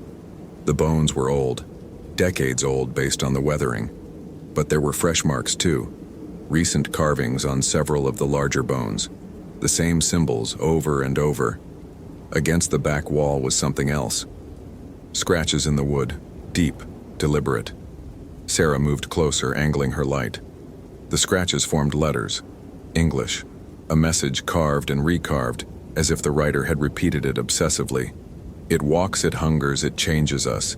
It makes us home, it walks, it hungers, it changes us, it makes us home, it walks, it hungers. The words repeated hundreds of times, covering the entire wall. The carving was old at the top, fresher toward the bottom, as if someone had been trapped here, carving the same message over and over, year after year. Sarah backed toward the door, her hands trembling. This had been a mistake, a terrible mistake. She needed to leave. Needed to... The headlamp flickered. Sarah froze. She'd checked the batteries that morning. Fresh ones. They shouldn't... The light died completely. Darkness swallowed her, absolute and suffocating. Sarah fumbled for her backup flashlight, fingers numb with cold and fear. Found it, clicked it on. Nothing. Dead. Impossible. She stood in perfect darkness, listening to her own panicked breathing and the wind moaning through the cabin's gaps. Something else was there. She couldn't see it, couldn't hear it, but she knew with animal certainty that she wasn't alone. A sound broke the darkness. Soft at first, then growing. Breathing. Ragged and wet, coming from the corner near the collapsed bunk. But wrong. Too slow. Too deep. Like an enormous bellows working. Sarah's hand found the door frame. She backed through it, stumbling into the gray light of the dying afternoon. The breathing didn't follow, but she could still hear it, emanating from the cabin's darkness like a wound in the world. She ran, not a measured retreat. Full panic flight, plunging through the snow, not caring about the trail, just needing distance between herself and that place. She made it maybe 200 yards before her rational mind reasserted control enough to make her stop. She was breathing too hard, burning too much energy. At this altitude, in this cold, panic was lethal. Sarah forced herself to slow down, to breathe evenly, to think. She pulled out her GPS, still working. The cabin's location was marked. She was heading the right direction, back toward the trail. She could make it out before full dark if she pushed hard and didn't panic again. She started moving, maintaining a steady pace. Behind her, the cabin receded into the gray distance, but she couldn't shake the feeling that something was following. Not close, not visible, just there, in the periphery, matching her pace. The sun was setting when she reached the tree line. Full dark would follow within 30 minutes. Sarah needed shelter, needed to make camp, but not here, not this close to Boulder Pass. She kept moving, descending as fast as the terrain allowed. 2 miles down, she found a spot that felt marginally safer. A small clearing with good sight lines protected from wind. She set up her tent with shaking hands, got her stove going, forced herself to drink hot coffee and eat. The temperature was dropping fast, -25 by her estimate. Her sleeping bag was rated to -40, but she layered on all her clothing anyway. Inside the tent, with the stove providing minimal warmth, Sarah tried to process what she'd found. The cabin, the bones, the message carved obsessively into the wall, the breathing in the darkness. Her rational mind offered explanations. Old cabin, animal den, maybe bears hibernating, wind through gaps creating acoustic effects, equipment failure due to cold. All of it possible, all of it reasonable. But she'd felt it, the presence, the attention, something vast and patient and desperately hungry. Sarah's satellite phone had signal, barely. She should call Morrison, report her location, what she'd found. But how would she explain it?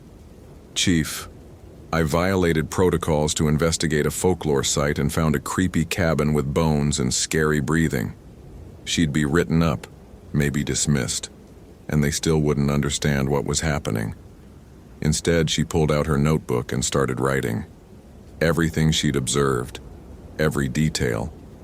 If something happened to her, at least there'd be a record. The wind picked up around midnight, shaking the tent. Sarah lay in her sleeping bag, too wired to sleep, listening to the storm build. The fabric snapped and rippled. Tree branches cracked. And underneath it all, she heard something else. Movement, circling the tent. Too large to be an animal, too deliberate. She unzipped her sleeping bag quietly, grabbed her knife. Not that it would do any good, but holding it made her feel fractionally less helpless. She waited, listening. The movement stopped directly outside the tent door. Sarah could see the shadow through the fabric, something tall, impossibly tall, blocking the ambient light. Humanoid in shape, but wrong. Too thin, proportions distorted. Then it spoke. Not in English, not in any language Sarah recognized, but the phonemes were familiar. The same sounds Daniel Marsh had been chanting. Witikau, Kawishimiu. The hunger finds you. Sarah's hand tightened on the knife. The shadow outside didn't move, just stood there, and Sarah had the horrifying realization that it was waiting. Not attacking, waiting for her to come out, or for something else. Minutes passed. 5. 10. The shadow remained. Sarah's mind was fragmenting between terror and the bizarre impulse to unzip the tent, to see what it was, to finally understand. Then the shadow moved. Not away. Closer. She watched it lean down, bending at angles that shouldn't be possible, until something pressed against the tent fabric directly in front of her face. She could see the outline clearly now. A hand, but too long. Fingers extended like claws. It pressed against the nylon directly where her head would be if she weren't frozen in place 18 inches back. The clawed hand drew downward, slowly, deliberately. Where it touched, the tent fabric crystallized, ice forming instantly, spreading in fractal patterns. The temperature inside the tent plummeted. Sarah's breath came out in white clouds so thick they obscured her vision. She was going to die. She understood that now. Whatever was outside wouldn't leave.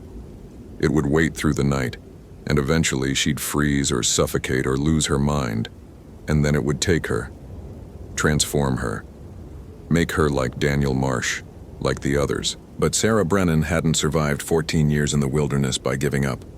Her analytical mind, even in the grip of terror, was still working. She thought about Joseph Threebear's words, the proper names, the binding songs, knowledge she didn't have, but the carved antler. She still had it in her pack. Evidence bag containing the antler from Daniel Marsh's campsite, carved with protection symbols. Sarah lunged for her pack, fingers numb with cold, digging through compartments. Found the evidence bag, ripped it open. The antler fell into her hand, and she felt something shift. Not physical, but atmospheric. The pressure lessened fractionally. The shadow outside the tent straightened, pulling back. Sarah gripped the antler, holding it in front of her like a talisman. The symbols carved into it seemed to pulse in her peripheral vision, though that was impossible. Antler doesn't glow, but something was happening. The shadow circled the tent again, slower now, deliberate. Sarah turned to track it, keeping the antler pointed toward the darkness. The crystallized tent fabric wasn't spreading anymore. The temperature, while still well below zero, wasn't dropping further. Then the voice came again, but different this time. Words she could understand, though the voice itself was wrong, layered, harmonized with itself as if multiple throats were speaking in unison. You carry dead protection, old magic, weak now, but enough to make you interesting. Sarah's throat was too dry to speak. She managed to whisper. What are you? Hunger given shape, winter made manifest, the transformation that waits in the deep cold. A pause. You know what I am. You came here to understand. Now you begin to. The others. Daniel Marsh, the skier. You took them. Took? The voice almost sounded amused. No. They invited. They carved the symbols. Opened themselves. You found the marks, yes? Invitations. Requests. Humanity is so desperate to become something else. Something more. I only provide. But they didn't know what they were doing. Marsh had no connection to. The knowledge lives in the land, in the cold places, the hungry places. Humans come here seeking transformation, even if they don't know it consciously. The altitude, the isolation, the cold, it breaks down walls, makes them receptive, and when they're ready, I teach them the old ways, give them the symbols, let them choose. Sarah's mind was reeling. Choose what? Transformation, transcendence, to become hunger instead of being consumed by it, to walk the winter as I do, eternal and vast. No more fear, no more weakness, just the pure clarity of endless appetite. That's not transcendence, that's annihilation. The shadow moved closer again. You understand nothing. You with your science and your explanations. You reduce mystery to mechanism, but some things cannot be reduced. I am the cold that walks, the famine spirit, the endless maw. I have been here since the first winter.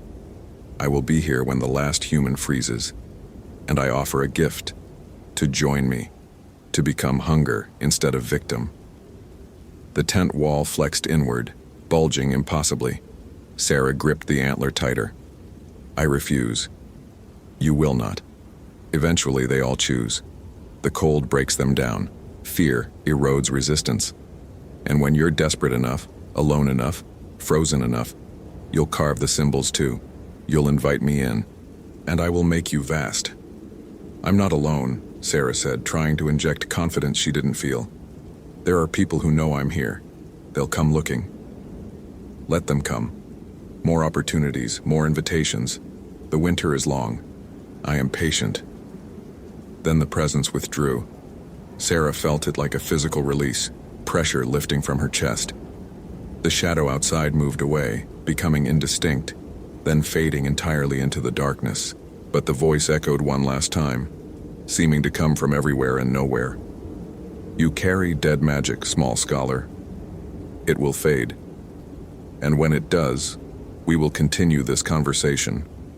I look forward to teaching you the symbols, to hearing you speak the invitation, to welcoming you home." Then silence. Just wind and darkness and Sarah's ragged breathing. She didn't sleep. Couldn't.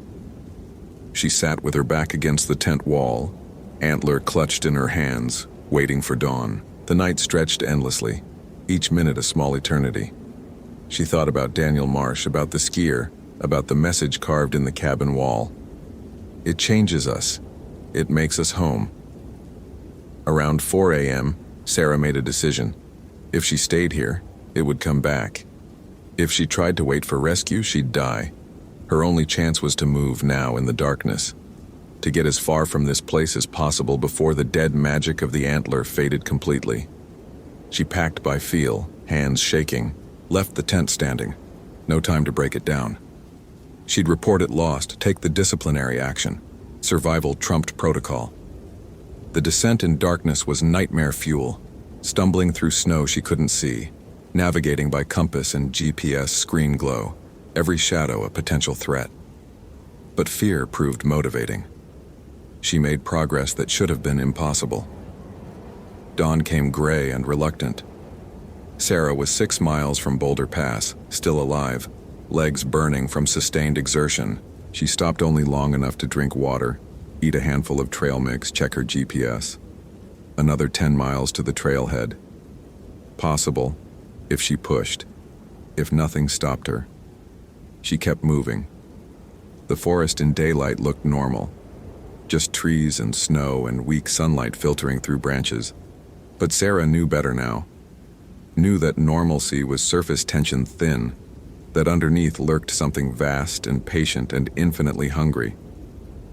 By noon, she reached her truck. The heater felt like heaven. She sat for 5 minutes, letting warmth seep into frozen muscles, trying to decide what to do next. Report what she'd found? To who? Morrison would think she'd cracked, suffered altitude sickness or hypothermia-induced delusion. The FBI wouldn't care. Carver had already written off the incidents as unsolvable cult activity, but she couldn't do nothing. Whatever was at Boulder Pass, entity, phenomenon, folkloric manifestation made real, it was transforming people, creating more of itself. And if Joseph Three Bears was right, if these things reproduced, then Daniel Marsh and the skier were just the beginning. Sarah drove to the hospital in Kalispell. Daniel Marsh was still there, still catatonic. The skier, identified as Robert Chen, age 34, physical therapist from Missoula, was in the next room over, same condition. Sarah talked her way past hospital security with her ranger credentials, claimed she needed to check on victims of park incidents. Daniel Marsh sat upright in bed, eyes open but vacant. IV in his arm, monitoring equipment beeping. Sarah stood in the doorway studying him. He looked thinner than in the photos from before his incident. Not physically thinner.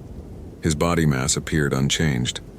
But something about him suggested absence, as if parts of him had been carved away. She pulled out the antler, held it up where Marsh could see it. His eyes didn't track, didn't respond. "Daniel," she said quietly, "can you hear me? I found where you were, found what marked you. I need to know. Did you carve those symbols yourself? Or did something teach you?" No response. Just that empty stare. Sarah tried another approach. "Wittikow," she said, pronouncing it the way she'd heard it from the shadow. "Kawishimiu." Marsh's eyes moved. Not much, just a fractional shift, but definitely movement. Tracking toward her, or toward the antler. "What did it promise you?" Sarah asked. "What did you think you were inviting?" Marsh's mouth opened, closed, opened again. A whisper emerged, barely audible. Silence. Sarah moved closer. Silence. Inside, the noise, constant, Thoughts, worries, fears, never quiet, never still. His voice was rusty, broken. In the cold, in the deep snow, I heard it, offering. Perfect silence. No more anxiety, no more racing mind. Just vast calm. But that's not what you got. Marsh's eyes found hers finally, and what Sarah saw there made her stomach clench. Not emptiness, not possession, understanding. Terrible, complete understanding. It is, Marsh said. The silence is perfect. But to hear it, you have to become it, have to dissolve into the hunger. No more self to be anxious, no more mind to race, just appetite, endless and pure. A tear tracked down his cheek.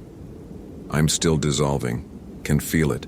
Every day, less of me, more of it. Soon I'll be silent completely and I'll be so grateful. Daniel, you can fight this, whatever it did to you. You don't understand, he interrupted. I'm not fighting. I'm welcoming. The transformation is mercy. You'll see. When it touches you, when it offers, you'll understand why we say yes. Sarah backed toward the door. I won't. I'm not like you. Marsh smiled, and it was the saddest thing Sarah had ever seen. Everyone thinks that, until the cold gets deep enough, until they're alone enough. Then they all carve the symbols, they all speak the invitation, they all go home. She left before he could say more. Robert Chen's room was 3 doors down. Same setup, catatonic patient, monitoring equipment, medical staff at a loss. But Chen wasn't staring vacant like Marsh.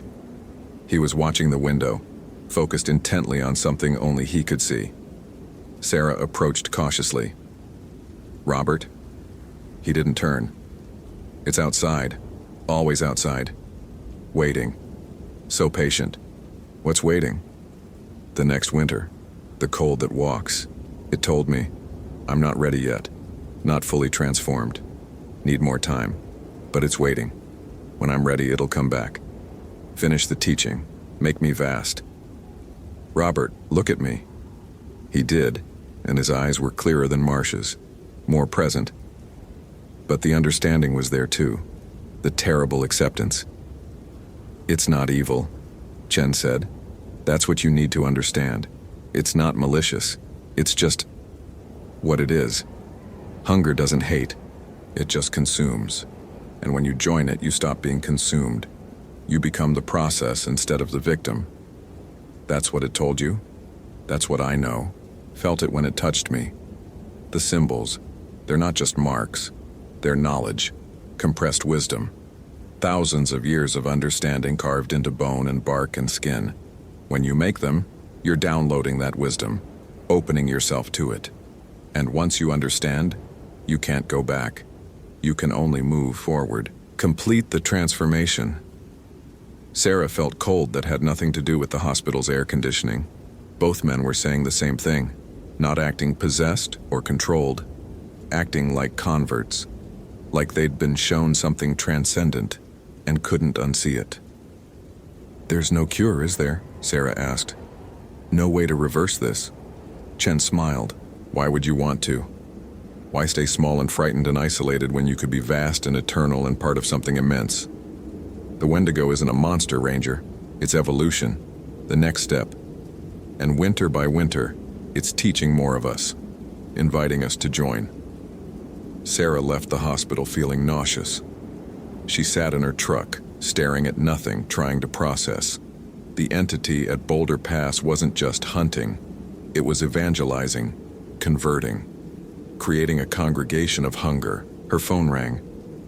Morrison. Where have you been? He demanded. You missed 2 check-ins. Equipment inspection ran long. Sarah lied automatically. What's wrong? We've got 3 more. 3 hikers reported missing in the past 8 hours. Different areas of the park, but same conditions, winter camping, solo trips, experienced outdoors people. And Sarah? He paused. One of them is Kelly Chen. Called in sick yesterday. Said she was taking a personal day. Her boyfriend just reported her truck at the Bowman Lake trailhead. Kelly Chen. the ranger who'd responded to the elk mutilation with them. Young, capable, rational. Sarah felt ice crystallize in her stomach. She was there, Sarah said. At the elk site. She saw the symbols. What are you suggesting? I'm suggesting we need to quarantine anyone who's been in contact with these incidents. Anyone who's seen the symbols, heard the recordings, touched the evidence. Morrison, this thing, whatever it is, it spreads. Not like a disease, like an idea. Once you're exposed to it, once you understand what it's offering, some people, they seek it out. Silence on the line. Then, Sarah, do you hear yourself? You're talking about a mimetic hazard. That's sci-fi nonsense. Is it? Joseph Three Bears said the knowledge lives in the land, that people come to the cold places seeking transformation, even if they don't know it consciously. What if exposure to this thing's markers, the symbols, the recordings, the sites, what if that's enough to plant the suggestion, to make vulnerable people start thinking about it, obsessing about it, until they go looking for their own invitation? That's... Morrison stopped. Christ, that actually makes a horrible kind of sense. Kelly's been stressed, overworked, recent breakup. If something made her think the mountains offered, what did you call it? Transcendence? We need to find her, before she finds it. Already mobilizing SAR teams, but Sarah, with 3 missing in different areas, we're spread thin. I need you to... I know where she's going, Sarah interrupted. Boulder Pass. That's where it lives, where it transforms them. I need to get there first. Another pause. Sarah, you sound sure about this. Too sure. Have you been? Yes, Sarah admitted. I went there, yesterday. I found the old patrol cabin, found what's inside, and I encountered... She struggled for words. The source. The thing all this traces back to. Morrison, it's real. The Wendigo, the winter spirit, whatever you want to call it. It's real, and it's actively recruiting. Jesus Christ, Sarah. You went alone. Violated protocols, put yourself at risk. And I found answers. The only answers we're going to get. Now we need to stop it before it takes Kelly. How? How do we stop a folklore monster? Sarah thought about Joseph Three Bears' words. The binding songs. The true names, knowledge she didn't have, but maybe someone did. I need to talk to Joseph again, need to learn the binding ritual, and I need a team. People who haven't been exposed to the symbols, who won't be tempted by what it offers. Can you organize that? Morrison was quiet for a long moment. Sarah could practically hear him weighing options, calculating risks, trying to decide if she'd lost her mind. All right, he said finally. You've got 24 hours. Find your ritual. Find your team. But Sarah, if this goes sideways, if you can't find a rational solution to what's happening, we're calling in the military. Quarantining the entire northern section. Nobody in or out until we understand what we're dealing with. Agreed. I'll check in every 4 hours. She drove to Browning, broke speed limits the entire way. Found Joseph Three Bears at his daughter's house, sitting on the porch despite the cold, looking like he'd been waiting for her. You went there, he said. Not a question. Yeah. And it spoke to you? Yeah. Joseph nodded slowly. My grandfather said the Wittikow talks to those it wants to keep. The ones strong enough to be worthy vessels. You should be honored. I don't feel honored. I feel terrified. Joseph, I need to know how to stop it, how to bind it. You said your grandfather knew songs. Those songs died with him, the last medicine man who knew the complete ritual passed in 1979. Some of us remember fragments, but fragments aren't enough. The binding requires precise words, perfect pronunciation, specific offerings made in the right order. One mistake and you just make it angry. Sarah felt desperation rising. So we're just supposed to let it keep taking people, watch them transform into... She gestured helplessly. There is one other option. Joseph's expression was grave. The old people believed you could starve a Wittikow, Not literally. You can't deny hunger its nature. But you can isolate it. Keep people away from its territory. If it has no one to transform, no new vessels, eventually it goes dormant, sleeps, maybe for decades, maybe forever. Quarantine, Sarah said. Close off the northern section of the park. For how long? Years? Generations? And what happens to the people it's already touched? The ones transforming?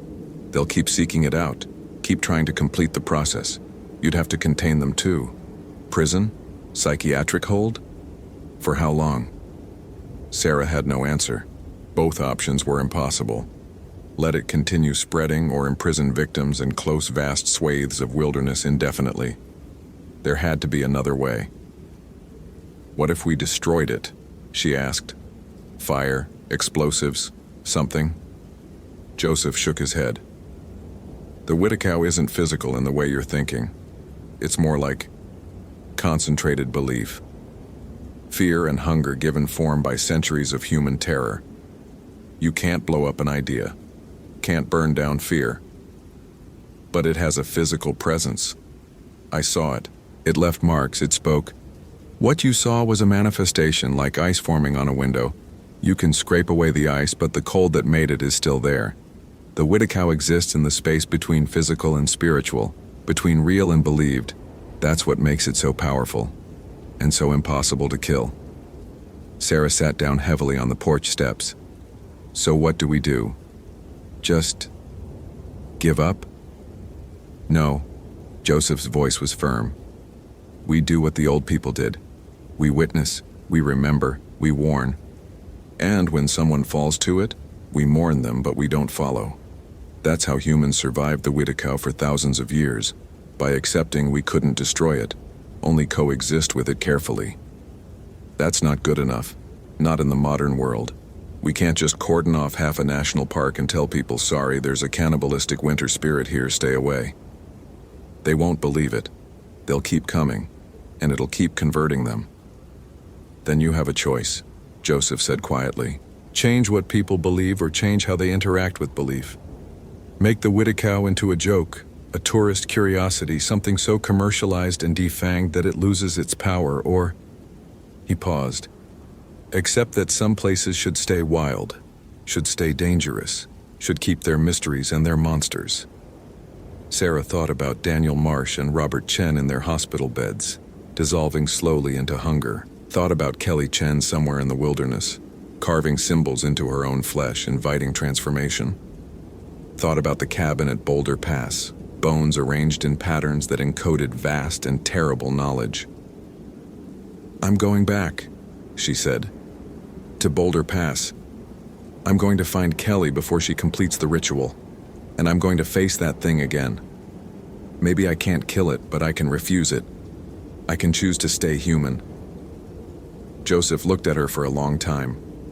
You understand that by going back, by confronting it again, you're putting yourself in danger. The more you interact with it, the more it gets into your head. The symbols, the words, the understanding, they accumulate. Eventually, they reach critical mass, and then you start carving. I know. You'd be a good vessel. Smart, strong, experienced. It probably wants you badly. I know that too. Joseph reached into his pocket, pulled out something wrapped in leather. Then take this. It was my grandfather's. A true protection charm, made by someone who knew the proper rituals. It's not dead magic like the antler you found. It's still active, still potent. It won't stop the Wittikow, but it might buy you time, keep you yourself a little longer. He unwrapped the leather to reveal a small bundle, carved bone, dried herbs, something that might have been a bird's skull. Sarah took it carefully. It felt warm, which shouldn't be possible in this cold. Thank you, she said. Don't thank me yet. Thank me if you come back still human.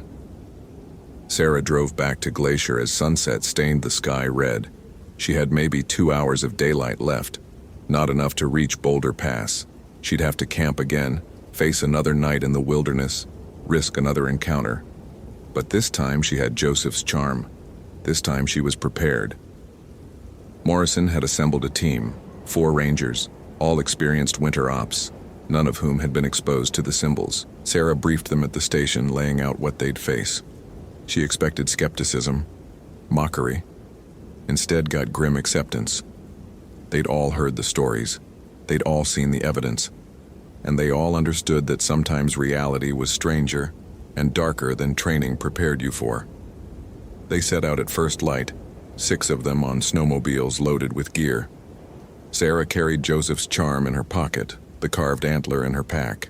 Insurance and hedge, inadequate against what they were facing, but better than nothing. The journey to Boulder Pass took 6 hours, longer than Sarah's solo trip because they had to maintain team cohesion, couldn't push as hard. But the extra people made it feel safer. Voices on the radio, other heartbeats nearby, human presence pushing back against the vast silence. They found Kelly Chen's tracks 3 miles from the pass, snowshoe prints heading directly toward the same approach Sarah had taken. She'd been moving fast, bypassing her usual careful navigation, moving like someone who knew exactly where she was going. "She's close," Sarah said into her radio. "Maybe an hour ahead. We need to catch her before she reaches the cabin." They pushed harder, following Kelly's trail through the thinning trees. The landscape grew more desolate as they climbed. Less snow, more exposed rock, wind that cut through layers like they weren't there. The team was feeling it, Sarah could tell, the oppressive wrongness of the place, the sense of trespass. They found Kelly at the tree line just below the pass. She was kneeling in the snow, carving something with a broken piece of slate. Her hands were bleeding, fingers nearly frozen, but she worked with intense focus. Around her, arranged in a circle, were the bones of small animals, squirrels, birds, a pine marten, fresh kills, steam still rising from their blood. "Kelly," Sarah called out, "stop, please." Kelly looked up and her eyes were distant, not possessed, not crazed, just certain, deeply, terribly certain. "Sarah, you came. It said you would. Said you'd try to stop me." She smiled. "But you can't. I'm so close. Can feel it. The last symbol, and then I'll understand. Then I'll be free." Free from what? From fear. From inadequacy. From always feeling like I'm not enough. Kelly's voice cracked. "Do you know what it's like? To constantly doubt yourself? To feel like everyone's judging you, finding you lacking? Out here in the cold, with it, none of that matters. Just the clarity of hunger, the simplicity of appetite. I won't have to be Kelly anymore. I'll be vast." Sarah approached slowly, hands visible, non-threatening. The other rangers hung back, uncertain. This wasn't a rescue scenario they'd trained for. "Kelly, what you're feeling, that's what it wants you to feel. That self-doubt, that inadequacy, it preys on that, uses it, but becoming hunger won't solve those feelings. It'll just erase you completely." "Good," Kelly said simply. "I want to be erased. I want to dissolve into something bigger, and you can't stop me. Look." She held up her hands, showing the symbols carved into her palms. "I'm already transforming. Can feel it. The cold doesn't hurt anymore. The hunger feels right, natural. Soon I'll complete the ritual and it'll finish what it started." Sarah felt Joseph's charm in her pocket, warm against her leg.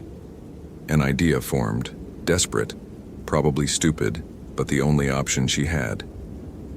"What if I could show you another way?" Sarah asked. "Not to erase yourself, but to strengthen yourself? To face the doubt and inadequacy without needing to become something else?" Kelly laughed, bitter and broken. "There is no other way. I've tried therapy, medication, mindfulness, everything. The voice in my head that says I'm not enough, it never stops, never quiets. Except here. Except with it. For the first time in years, I feel peace. That's not peace. That's surrender. Kelly, please." But Kelly had turned back to her carving, finishing the last symbol with bloody, frozen fingers. The moment she completed it, everything changed. The temperature plummeted. Wind rose from nowhere, whipping snow into blinding curtains. And from the direction of Boulder Pass came a sound, low, resonant, like a horn blown in a vast cathedral. The sound of something immense awakening. Kelly stood, arms spread, face turned toward the pass. "Yes," she whispered. "Yes, I'm ready. I've called you. I've invited you. Make me vast." The shadow came down from the pass like darkness taking physical form. Sarah saw it clearly this time.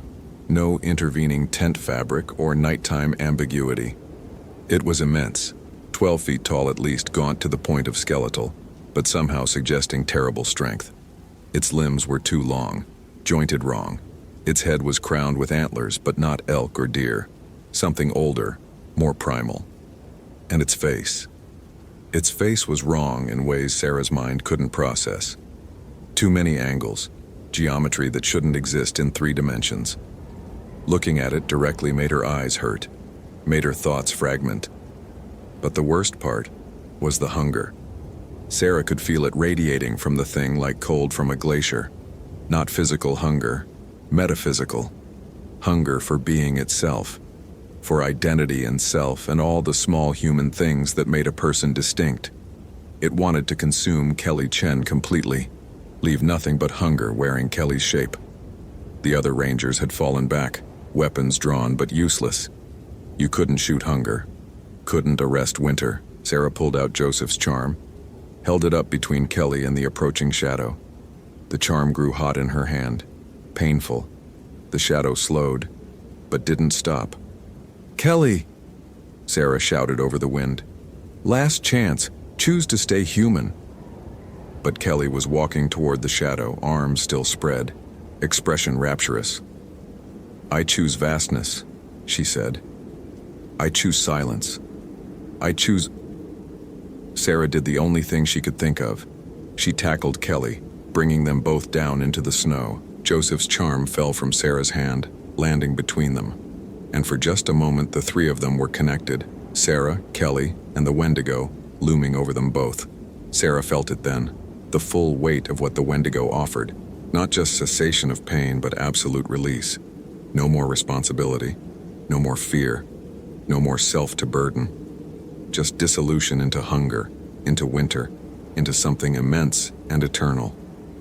Part of her, the part that was tired, scared, inadequate, wanted it desperately.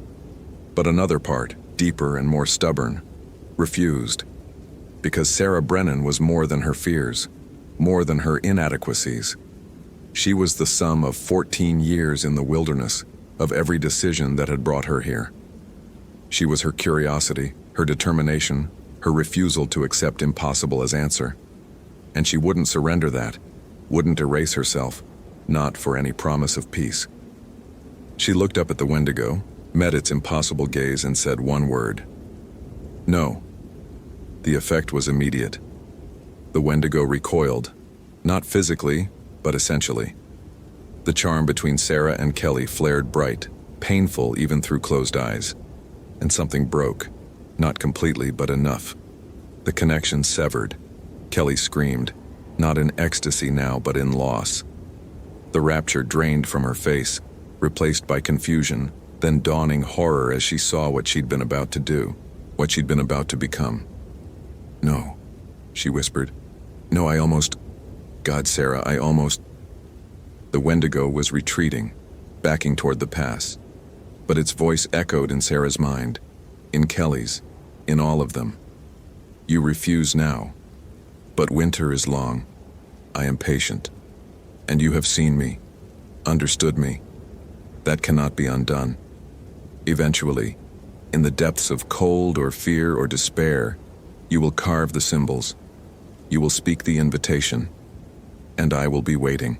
Then it was gone, dissolving into the wind and snow. The temperature rose fractionally. The oppressive weight lifted. But the promise remained, hovering like a threat that would never fully fade. They got Kelly down from the mountain, back to warmth and safety. She was hypothermic, frostbitten, traumatized but alive and human. The symbols carved into her palms would scar, permanent reminders of how close she'd come to dissolution. At the hospital, Kelly told her story haltingly, How she'd felt the pull. How the symbols from the elk site had gotten into her dreams, showing her what they meant. How she'd started to understand that transformation was possible, desirable even. How the voice in her head, the one that always told her she wasn't enough, had found an ally in the Wendigo's promise. It's still there, she admitted. The knowledge, the understanding. I know how to call it, know what it offers. And part of me. She couldn't finish, but Sarah understood. Part of her still wanted it, would always want it now. The knowledge couldn't be unlearned. Daniel Marsh and Robert Chen remained in the hospital, still transforming slowly despite being removed from the wilderness. The Wendigo's influence didn't need proximity. Once invited, it worked from within. The doctors were baffled. Psychiatric evaluation found them sane, just convinced, absolutely certain that what was happening to them was transcendence rather than destruction. Morrison ordered the closure of the northern section of Glacier National Park, Boulder Pass, Camas Creek, the upper Bowman Lake area. Officially, the reason was unstable winter conditions and elevated avalanche danger. Unofficially, it was quarantine. Keep people away from the source. Starve the Wendigo of new vessels. But Sarah knew it was temporary solution at best. The knowledge was spreading. Kelly had it now. Sarah had it. Joseph Three Bears people had carried it for centuries, and the Wendigo itself was patient, eternal. It would wait through the closure, wait through the quarantine, wait through decades if necessary. Because winter always returned. The cold always came back. And humans, in their isolation and fear and inadequacy, would always seek transformation. Sarah submitted her final report 3 weeks after the incident.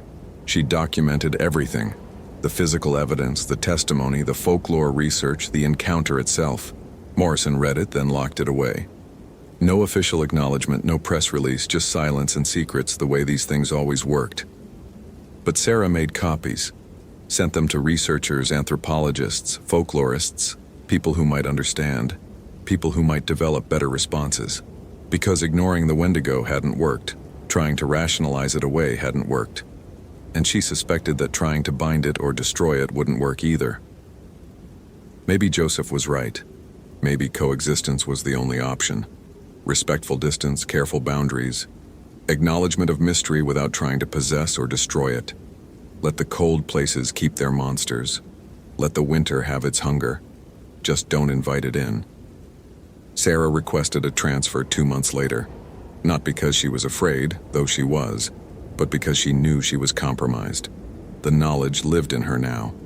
The understanding. On bad days, when the self-doubt crept in, when the inadequacy felt crushing, she'd catch herself thinking about the symbols, wondering if dissolution might be easier than persistence. She never carved them, never spoke the invitation. But the temptation remained, constant and patient, waiting for a moment of weakness that Sarah fought daily not to provide. Her last day at Glacier, she drove up to Logan Pass one final time. The high country was still locked in winter, would be for months yet. She stood in the parking lot looking north toward Boulder Pass, invisible behind intervening peaks. The wind was cold, the silence vast, and somewhere in that white distance, something immense and hungry waited. Not malicious, not evil, just what it was. Hunger given form, winter made manifest, the transformation that waited in the deep cold. Sarah touched the scar on her palm where she'd cut herself slightly grabbing the charm that night. A small mark, barely noticeable, but permanent. Some things once encountered could never be forgotten.